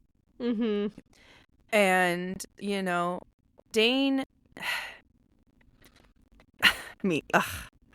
Dane is openly like, I don't understand why you chose Ryerson. He's hiding so much more than like you think he's actually keeping like you think he's keeping big secrets now, like he's keeping so many secrets of you, and he has every reason to hurt you and to harm you, and I don't trust him and all of this stuff. And she was like, well, what's the reason? He like, what's the reason? And he was like, kind of just like, well, do you know that he has scars on his back? And like, she was like, oh, what, like the 100 and I don't know, 102 or something. I was gonna say 140. I don't fucking know. I don't know. 100, a lot of scars. 100 and something scars on his back for all of the marked 107. ones. There it is. 107 scars on his, like, you don't think I know? Like, me. Also, me thinking in my head, I'm sorry, sir, you don't think that he's taken his shirt off as he's fucking her? Like, what? Like, no, he keeps all of his clothes on and just, like, barely unzips his pants. Stop. No. Immediately no. That is so uncomfortable. Sorry, I'm gonna retract that statement. If it's in public, yeah, okay, sure, that's understandable. But if you were in a bedroom, in a bed with closed doors, no, that's so uncomfortable. Yeah, like I can't, no, that's uncomfortable. If you're in a closed room, like it's uncomfortable. If you're in public, yeah, okay, that's understandable. But like, yeah, and. I'm just like, what? Of you course didn't think. I fucking know. Like, what are you on? And then he's like, well, do you know how he got those? And she's like, no, like, it's not, like, and she's like, well, yeah. And she's like, no, it's like, he'll tell me when he's ready. Like, she knows, like, there are certain things about Xaden that, like, she knows, like, not to pry. Like, the scars. She's not upset at her. She's not upset at him for not telling her that. And, like, there are certain things, because that is a touchy subject. That is a hard subject, And so then Dane goes, oh, it was your mother, and walks off the mat. Well, yeah, just as like, she won, and then like looks at her and is like, it was your mom. And I was like, once again, these boys are so dramatic. Like, I know. Just fuck, okay. And I don't think she's processed that quite yet. Like, it's just kind of like a, whoa, that's weird. And then, because it was just moved so quickly. She had to get off the mat. And then Ree pulled her aside. Yeah. And was like, what the fuck is going on? Like, you need to tell me. Yeah. And he, she does say, she's like, what did he do? Like, why are you so upset? And she's like, she does say, she's like, Dane has a classified signet. And I had a thought process and it went out my brain. It's gone. Wow. Poofed. She finally gave her like little bit of the truth. Yeah. Yeah. Oh, I thought that was gonna kickstart your line. It's getting there. She does finally tell Ree a little bit of the truth. Yeah. She tells her that Dane has a classified signet, and that that he did steal something from her. Yeah. And like, that's the thing. Yeah. And Ree is, kind of asking her, and she is like very quietly going like, no, yes. And it's like very like, you need, like, stop, I can't keep lying to you. And she's like, well, I can keep a secret. I can keep secrets, Violet. Yeah. Like, she openly says it. She's like, I can keep secrets. And the fact, like, I'm kind of also offended for Ree, like. Yeah. But also, Violet has, it is true. Violet's statement after that, when Ree says, well, I can keep secrets, and Violet says, some of the secrets are not mine to tell. Yeah. And that is so true. Because some of them aren't hers to tell. But also, like, and, she's like, oh, some of the secrets aren't mine to tell. And Ree being a smart fucking person that she is, just openly asks, what killed Day? What was it? And you tell me. Yeah, and Violet says, like, oh, like, like, you heard it. And she's like, not from you. Mm-hmm. And she does start piecing it together. She's like, I heard you talk about an assassination. Like, Yep. how many people from Athene are gone, Violet? Mm-hmm. Because she's like, you, Bodhi, and Imogen have all been targeted. Mason's dead. And she starts piecing it together. How many, Violet? And she's like, who killed Day? Mm-hmm. What killed him? Yeah, she doesn't say who. She says what. What killed Day? Yeah. And, she's like... and she does say, she's like, you saw something you weren't supposed to.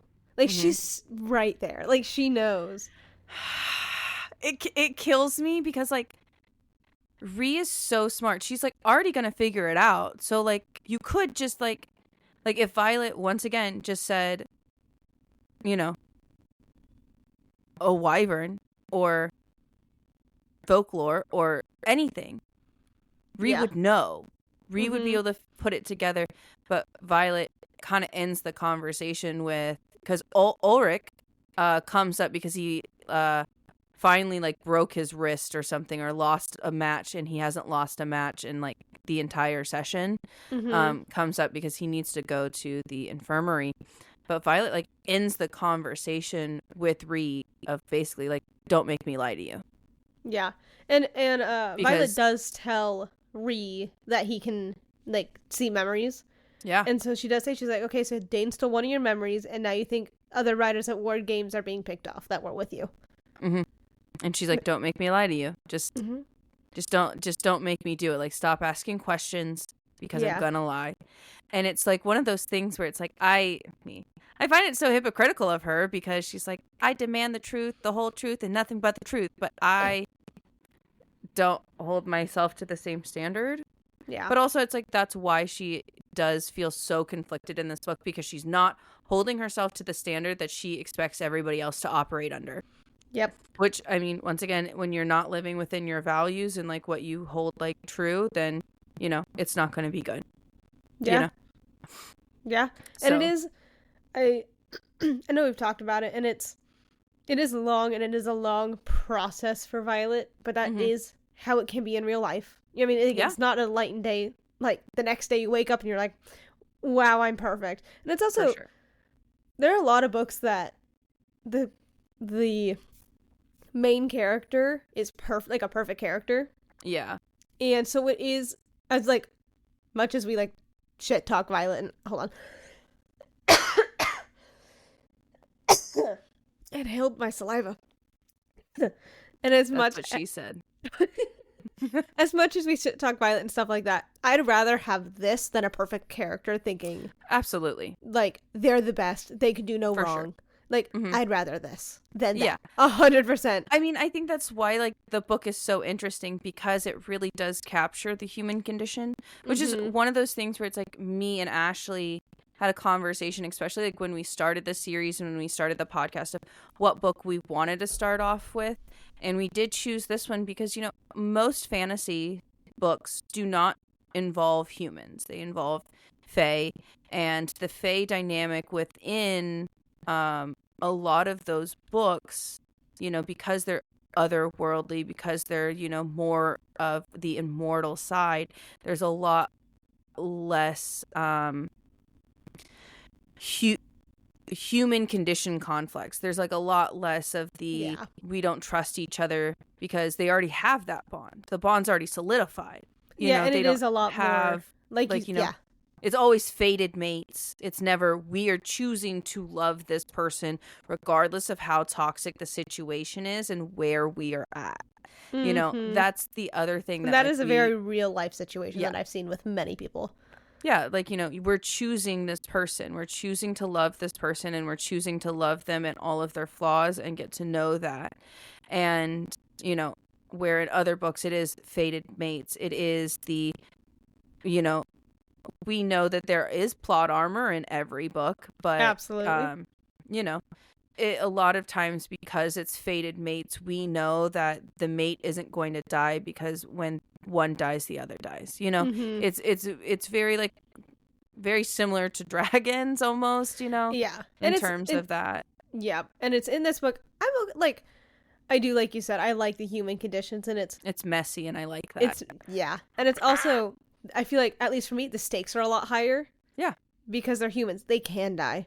Mm-hmm. And I'm okay with, like, dragons having fated mates. I think that, because, like, to me, it For still sure. seems like they choose each other. I don't and then think that they're fated. fated mates. I think that they choose each other. Yeah, I think they choose each other, and then they, like, mate for life, though. I think, yes. I don't think they're fated. I think it is just that it's mates. adorable that they're, like, that they're, like, elephants, and they, like, choose each other, and, like, they go through depression when they're not together. Like, I think that it's so cute. I also think that it's I know, like, we talk about it every time, but I think Taryn and Sigale are really cute together. They really are. I do like them as a couple together. Oh, it's so cute. And then, sadly, getting back on topic, because I could know. talk about Sorry, Taryn and Sigale all day. We got so off topic about it, but she goes off with Arik. Yeah, and she Cam? She does use Cam. She's like, I'm so sorry. Sorry. So sorry. Messy day. And Arik's like, it's fine. You're good. And which I do love how it's just a very nonchalant thing. Yeah. He goes, oh, sorry, didn't mean to do that.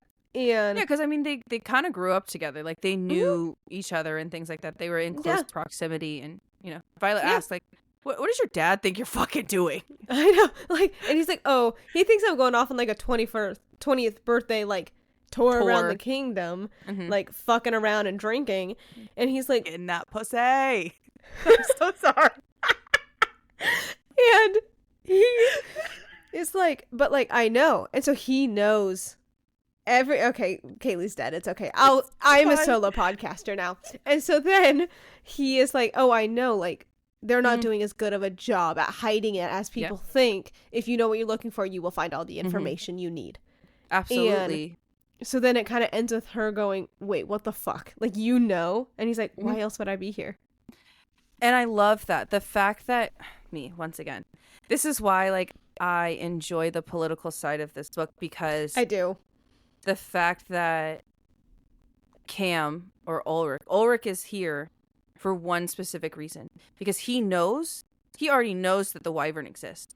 Mm-hmm. He knows what's going on, and he's like, it's easy. If you actually paid attention, you could easily piece it together.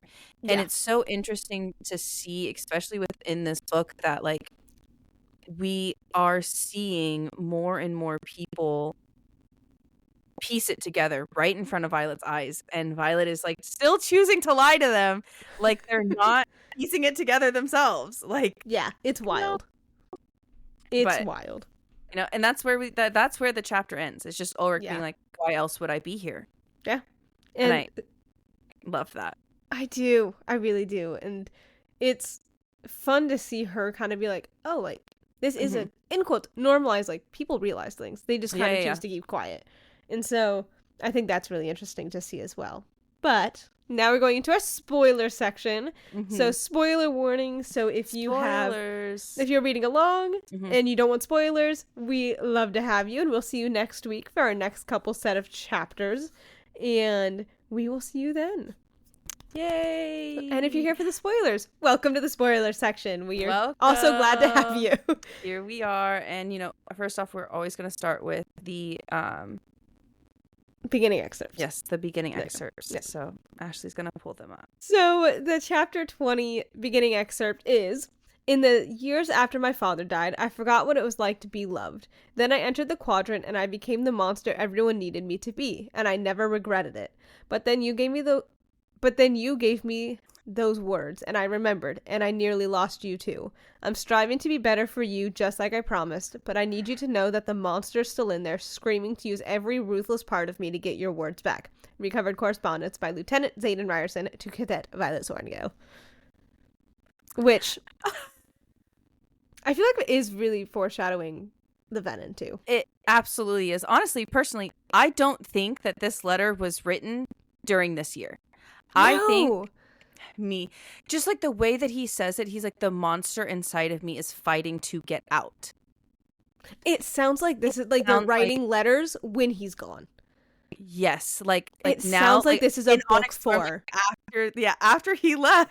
This is what's happening. Like, they're still writing letters somehow, because just like the way that he says it, and he's like, I'm trying every day, like so hard to like get this under control so I can see you, basically, like that I can make you proud. And I'm like, yeah, it really, really does. And also the fact that after his father died, that he forgot how to be loved. Because, I mean, as we know, his mom never loved him. No, his mom, like, fucking mom wasn't there. No, like before she left before the rebellion. Mm-hmm.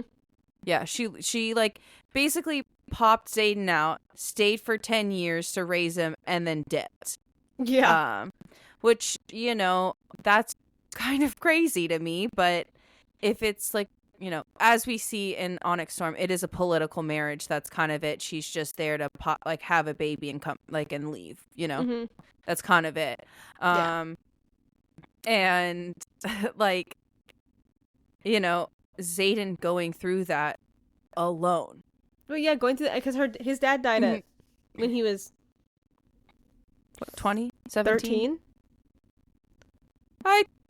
Because if he goes into the quadrant at 20, and that was, I guess 4 years, he was probably 16. Yeah, you're right. Yeah. Okay. Yeah. 16, 17. But still, like 6 years not having your mom, only relying on your dad, and like this very like unstable thing, and knowing that his dad still loved him full-heartedly, and then losing his dad, and then being forced basically into the foster care system to be like, you know, raised by somebody who's not their dad, and was clearly extremely harsh on them, especially with how much battle training they had before they got in. You know that this wasn't fucking a cakewalk. Like, you know that his early education was not easy, you know? And like you said, like, his dad was doing how much shit, and he still knew that his dad loved him so much. Like, that is... Exactly. And losing that, I mean, that would be hard. And your mom leaves you. That, I mean, abandonment issues. Like, his mom probably claimed to love him in the first 10 years. You know what I mean? Like, as a parent does. And her just leaving. You know what I mean? It's like, okay, it's my mom didn't love me. Yeah. My dad died. And I knew that was probably different, but adding into that, like, well, maybe I'm not worthy of love because my mom left and my dad died. You know what I mean? Yeah. Like, there's no parental figure to teach this child what love is, how to love, and how to see love and recognize love, like, throughout the world is so hard. And then not only that is, like, he immediately took the, like, quote unquote, like, father figure role with the marked ones, where he's just like, oh, I'm here to protect them. Like, but also, like, the fact that he doesn't think that they love him, like, his friends don't love him. And I understand that a lot of people do not value platonic love the way I do, and the way, like, some people do, but I think it's sad that he didn't even, like, feel, like, the platonic love between him and his friends, or, like, you know, Bodhi and Garrick. Really, he openly says that they're, like, brothers to him, but, like, I also understand, like, it's a different type of love for sure, but, you know, the fact that he felt like he was so guarded all the time is sad, you know. It is really sad. And it is, like you said, like, there are some people that don't value platonic love. Yeah, platonic. Thank you. And it is wild to me because it's, like you said, like, I also hold, like, my friends, and, like, my platonic love is so important to me as well. Yeah. And so it is. I mean, I tell all of my friends I love them regardless. So do I. They all feel like, some of them feel like it's weird. I know I have certain friends when I'm like, hey, I was like, yeah, no worries. Like, all right, goodbye. I love you. And they're like, why did you say that? And I'm like, just shut the fuck up. Just accept it. Get over it. Get over the love. Like, you could say I love you to your friends. It's not weird. It's because, like, you love your friends. Yeah, I was like, I love you platonically. I'm not gonna, like, Jesus, no. No, God. Gross. Yeah. Gross. It's just, it's dumb. And it's the... but me and you both do that. Like, we both say it. Like, when we hang up a call every single time. Bye, I love you. Time. Every time. But also, it's like, for me, I'm like, I don't know. I'll say I love you even if I'm mad, because I don't want the last words that I ever say to somebody is, you're a fuck ass human, you goddamn bitch. and that's my mindset too. It's if for some reason this is the last thing we ever say to each other, I'd rather it be I love you than you're a fucking asshole. Shut up. Blah blah for blah. sure. Blah. Yeah, and it's just like I'm sure that like a lot of people feel that way, and it's just I also know that within our modern society that it is not the social norm to express that in any way.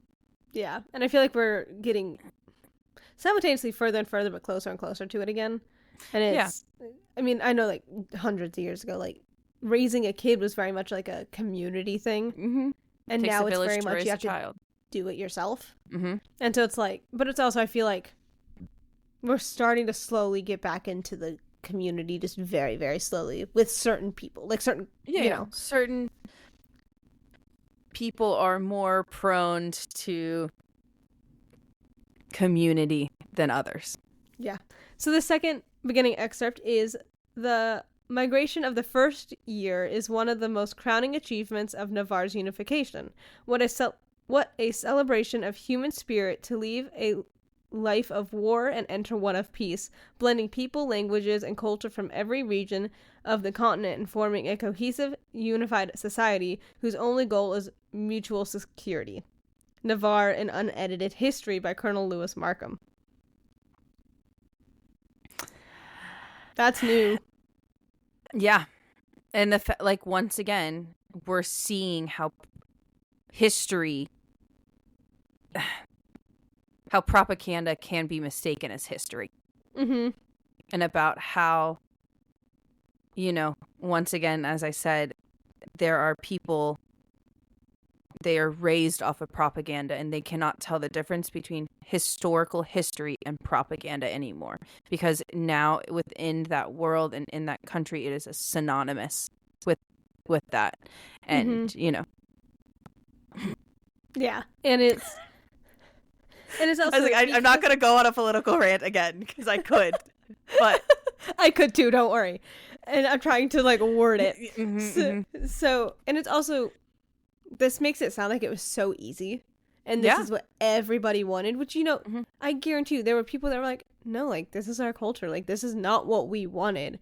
This is not, like, yes, we want security, but also we want our own culture. Like, but like the fact that it state that they willingly gave it up for mutual security. Like, it was, and like, also like cohesive, united. Like, the wording of that is so icky. I don't like it. Yeah. I really don't like it. Like, what a celebration of human spirit to leave a life of war and enter one of peace. Blending people. Like, it makes it sound like it was such a great thing. Yeah. But it's like, not only that, it's like the idea that once they unified, the war doesn't exist anymore is very interesting to me. Because that's not how it works. Well, number one, that's definitely not how it works. But the fact that that was one of the basis of their countries, that they were like, when we unify, we will get peace. Like, that was their thing. Yeah. Wild. Absolutely wild. I hate it. I agree. And I mean, but also, like, that's such a fitting beginning excerpt, especially for that chapter when we talked so much about their propaganda and how it was built and why it was built and who's a part of it and who's not a part of it either. If you're here just for the spoilers, I'd go back and listen to that chapter at least, because it does tie very much into this beginning excerpt. Yeah. We don't want to get too far into it because we already got so into it previously, which was fitting for the chapter regardless. Absolutely. I'm glad we did. I'm very glad that we did, because it was a good TED Talk for Kaylee. It was a great TED Talk. You know, getting into other things, you know, going back to Xaden and Violet's conversation around like the shielding, about how she's like, man, I wish I could just like block you out entirely. And Xaden saying, when you can block me out entirely, either I'm dead or you're dead, I think is huge foreshadowing. Ashley loves this. She loves to talk about it. I really do. And I'll talk about it every single fucking time. It's so good because I've said it every single chapter, every single podcast. The amount of times he says, "You're going to be the death of me." And in Onyx Storm, you are the only one that can kill me. You know how to kill me. You can do it. Like, and now this is like the only time that you'll be able to fully block me out is when I'm dead. I'm telling you, I really think that Violet is going to be the one to kill Xaden. Either you're dead or I'm dead, but that's the only way. Like, we're both going to be dead if that's like the way it's going to go.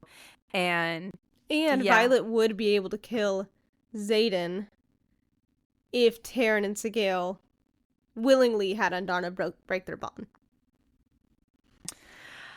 I really think really think that Terran and Sigale's bond was broken. Willingly. I think it was I don't think Undarna would have done it unwillingly. But I don't think that it was necessarily willingly from Terran's perspective if we're going to say that the bond was broken. I think it's Sigale. But also, I have issues with the theory. I do. Because look at the other bonded mate. Terran is asleep. Well, yes, Terran is asleep. We can all acknowledge that Terran is fucking asleep.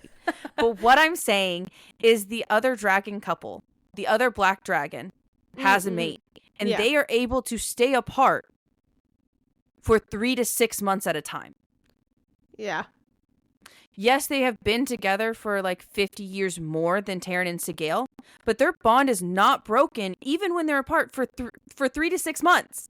So that's where I have the issue of, clearly he's in like a state of slumber because of this or because of that. I think that he is in a state of slumber because obviously his injury was extremely difficult. And how are you going to heal if you're up and moving and opening that wound every fucking time? You're not. Also, it's very like known in like dragon lore that they do have healing aspects and they do have healing power. So, and they heal much quicker than any human. So I think there's that. Number one. I think it could be a combination of both. So we will have to see. We'll have to see when we find out what happened in those 12 hours. I feel like so much happened and we don't know any of it. I know. So there's a lot of speculation. I just don't know. I don't know if I actually believe that it's true. And if it comes out that she did, then fucking fantastic. I love that. But also at the same time, I think there's other reasons that he could be asleep. Like, what if Undarna broke their bond? Oh, like Terran and Violet? No, like Terran and Undarna's bond. What if that bond was severed? Why is, Yeah. We'll have to see. If, and so it's just like, but also it's just like the idea of like when that dragon severed, quote unquote severed, because I don't think that it was actually fucking severed. And that's the other thing, is I don't know if these bonds are actually severed or if they were just moved further apart. Okay. Does that make sense? That it was just stretched? Because I do think that over time and distance, like even like time and distance for Violet and Xaden, they openly say there's still that bond, but you can feel the strain on it because it's so stretched. It's so far apart. That's true. But they still have it, but it's just apart. And there's even times when they are so far apart that Violet says, I can't really feel him. Like, I don't know if he's there because the distance, the bond is stretched. And that's why I'm like, I just think that, I don't know. I don't think so. We'll have to see. Well, I'm going to have to reread that book because obviously I think that there's like things leading up to it that will give us more clues once I reread it. I do think, like we said before, this is a series that is a great reread. Yeah, it is. It's a great reread, and I think that you can learn a lot from the book, through rereads and things like that. But I'm just saying, I don't know if I'm fully on board with the theory. I'm going to be honest about it. I don't know. But you are on board for Xaden dying. Oh, for sure. It's going to be Romeo and Juliet, and I hope that it is. I do too. 110% hope that it's Romeo and fucking Juliet. I do That's too. what I want. I want a Shakespearean fucking tragedy. I do too. It'd be so fucking good. I want a Shakespearean tragedy for them, and then lovers to enemies for Taryn and Sigale. Period. That's it. That's all I need in my life. I mean, I also want lovers to enemies for Xaden and Violet, but... Well, I don't... The reason why I say, like, I think that this... It's not going to be a Macbeth tragedy. No. It's going to be Romeo and Juliet tragedy. Yeah. And the reason why I say that is because I do believe that that Violet and Xaden most likely are not going to be the lovers to enemy part. Yeah, I think it will I do be Taryn truly and Sigale. believe it's gonna be Taryn and Sigale. Yep. Yep. And that's the reason why I'm like, oh, it's Romeo and Juliet, because Romeo and Juliet loved each other and wanted to be with each other so badly that they're willing to die for their love. And that's Xaden and Violet. Yeah. Speaking of Xaden, the scars were brought up. I was like, what? And like so blatant. And I don't think it's really touched on until, because I don't think they see each other until after the interrogation. No, because Taryn doesn't Violet and Taryn fly impulsively because Sigale got hurt or something. I think so. And then after that, they don't see each other until after the interrogation. Yeah. But so it's not brought up. I think he does tell her before the interrogation. I can't remember. We're gonna have to read. See. We'll have to see. Yeah, I was like, we're gonna have to read further because I don't remember that. But I do know that. I know they see each other at least one more time, and then I think it's the interrogation part. Yeah, because we're almost at the halfway point of the book, and I know the halfway point is when they go to Erasia instead of staying up as Gaius. Yeah. But yeah. Anyway. Yeah. So we'll have to see. But it was also how Dane knows about the scars, which is wild to me. But I also think that like maybe Dane knows because of number one, his rank. Number two, who his dad is. Yeah. And number three, because he is part of the classified club. That is true. You know, because he's part of the classified club. I think that's why. But also Mira knows. Mira knows about it. Everybody knows. I'm confused about why Violet doesn't know, because it seems like everybody else fucking knows. Yeah, right? It's wild. And it doesn't make sense to me. Yeah, and like, I don't know, maybe the excuse is I was so young. Yeah. Is the excuse, or like nobody bothered to tell me. Well, also but I know that Violet's mom told Xaden to make sure that she doesn't find out who did that. And like about the deal. So I'm guessing that probably has a good chunk of it. Because I know that... Well, that's why Xaden doesn't tell her. Yeah, and I know Mira almost told her, and Xaden's like, nope. Because I believe, if I remember correctly, her mom told her that she cannot find out. Yeah. But I also just think that it's interesting that, like, yeah, I think it's interesting that everybody else knows except for her. And the last thing that we did want to touch on in the spoiler section was the dragon eggshells are a part of the alloy. And I was like, and how like dragon eggshells hold their magic for a while. Yeah. And it's like, also, if humans aren't really allowed at like the hatching grounds, like how do they get the eggshells? How did that work? Yeah. Because like I don't know if they're allowed in the Vale. Yeah. And so it's like how does harvesting eggshells work? Number one. Number two, is that why those dragons were stolen? Like the eggs were stolen? Yeah. Also, like, is that why the Venin want to get a hold of a dragon egg to somehow be able to, like, I don't know, channel through it and tamper it and like make dragon wyverns and like make the eggs obsolete, like make the shells obsolete because they've already sucked all the magic out of it? Yeah. Like, it's interesting. I really do want to know what up and like 6 eggs drink are for. it raw for protein. Ooh. Magical protein. Just disgusting. I hate you. I'm so sorry, because all the image that popped into my head was a Venin, and basically like an ostrich egg. Yeah, no, same. That is Like all I'm thinking of. An ostrich. It's topped and they're just like sipping Yep. out of it. Yep, that's what I'm seeing too. I'm glad we're on the same page. Yes, immediately. Yes. Yeah. But I do think it's interesting that, like you said, like how are they getting and harvesting those eggs? Yeah. How are they doing And how are that? they doing it without people noticing? Yeah. Like I know their and, dragons would let them in to get them, but how are they doing it without other higher ups people noticing? Yeah. Mm-hmm. But I'm also just like, I mean, obviously the higher ups are making the alloy. Yeah. Like, because, you know, they're making the daggers to enforce the wards. So obviously they know, like, the higher ups know somehow, like, you know, because they all know. Mm-hmm. And I guess they're using a siphon, like a person with a siphon signet, to cipher the... Yeah, to, like, transfer the energy.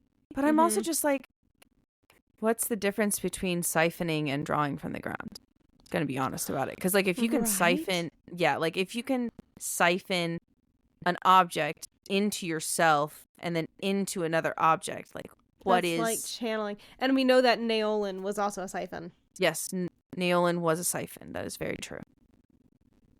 And it is very similar. And we also do know that, like... Liam's mom. Yeah, Liam's and also, family. Most of Liam's family was a siphon. And we also know that, like, I forget when and who said it, but I think it was Theophany in book 3, where they're like, oh, you channel from the sky, like you're supposed to, unlike everybody else. Like, everybody else, the dragons channel from the ground, too. Yeah, and it's like an offhanded comment, but... I think that's going to have so much I think it's going to, yeah. So we shall have to see. We shall see. But anyway, thank you guys so much for coming in, tuning in, listening, and make sure you press all the buttons, like, subscribe, comment, download. We appreciate it. Yeah, all of the things. You guys do all of the things. Thank you guys so much. We really do appreciate you guys. We do. And the last thing that we have to say to you is, what did the void say to you?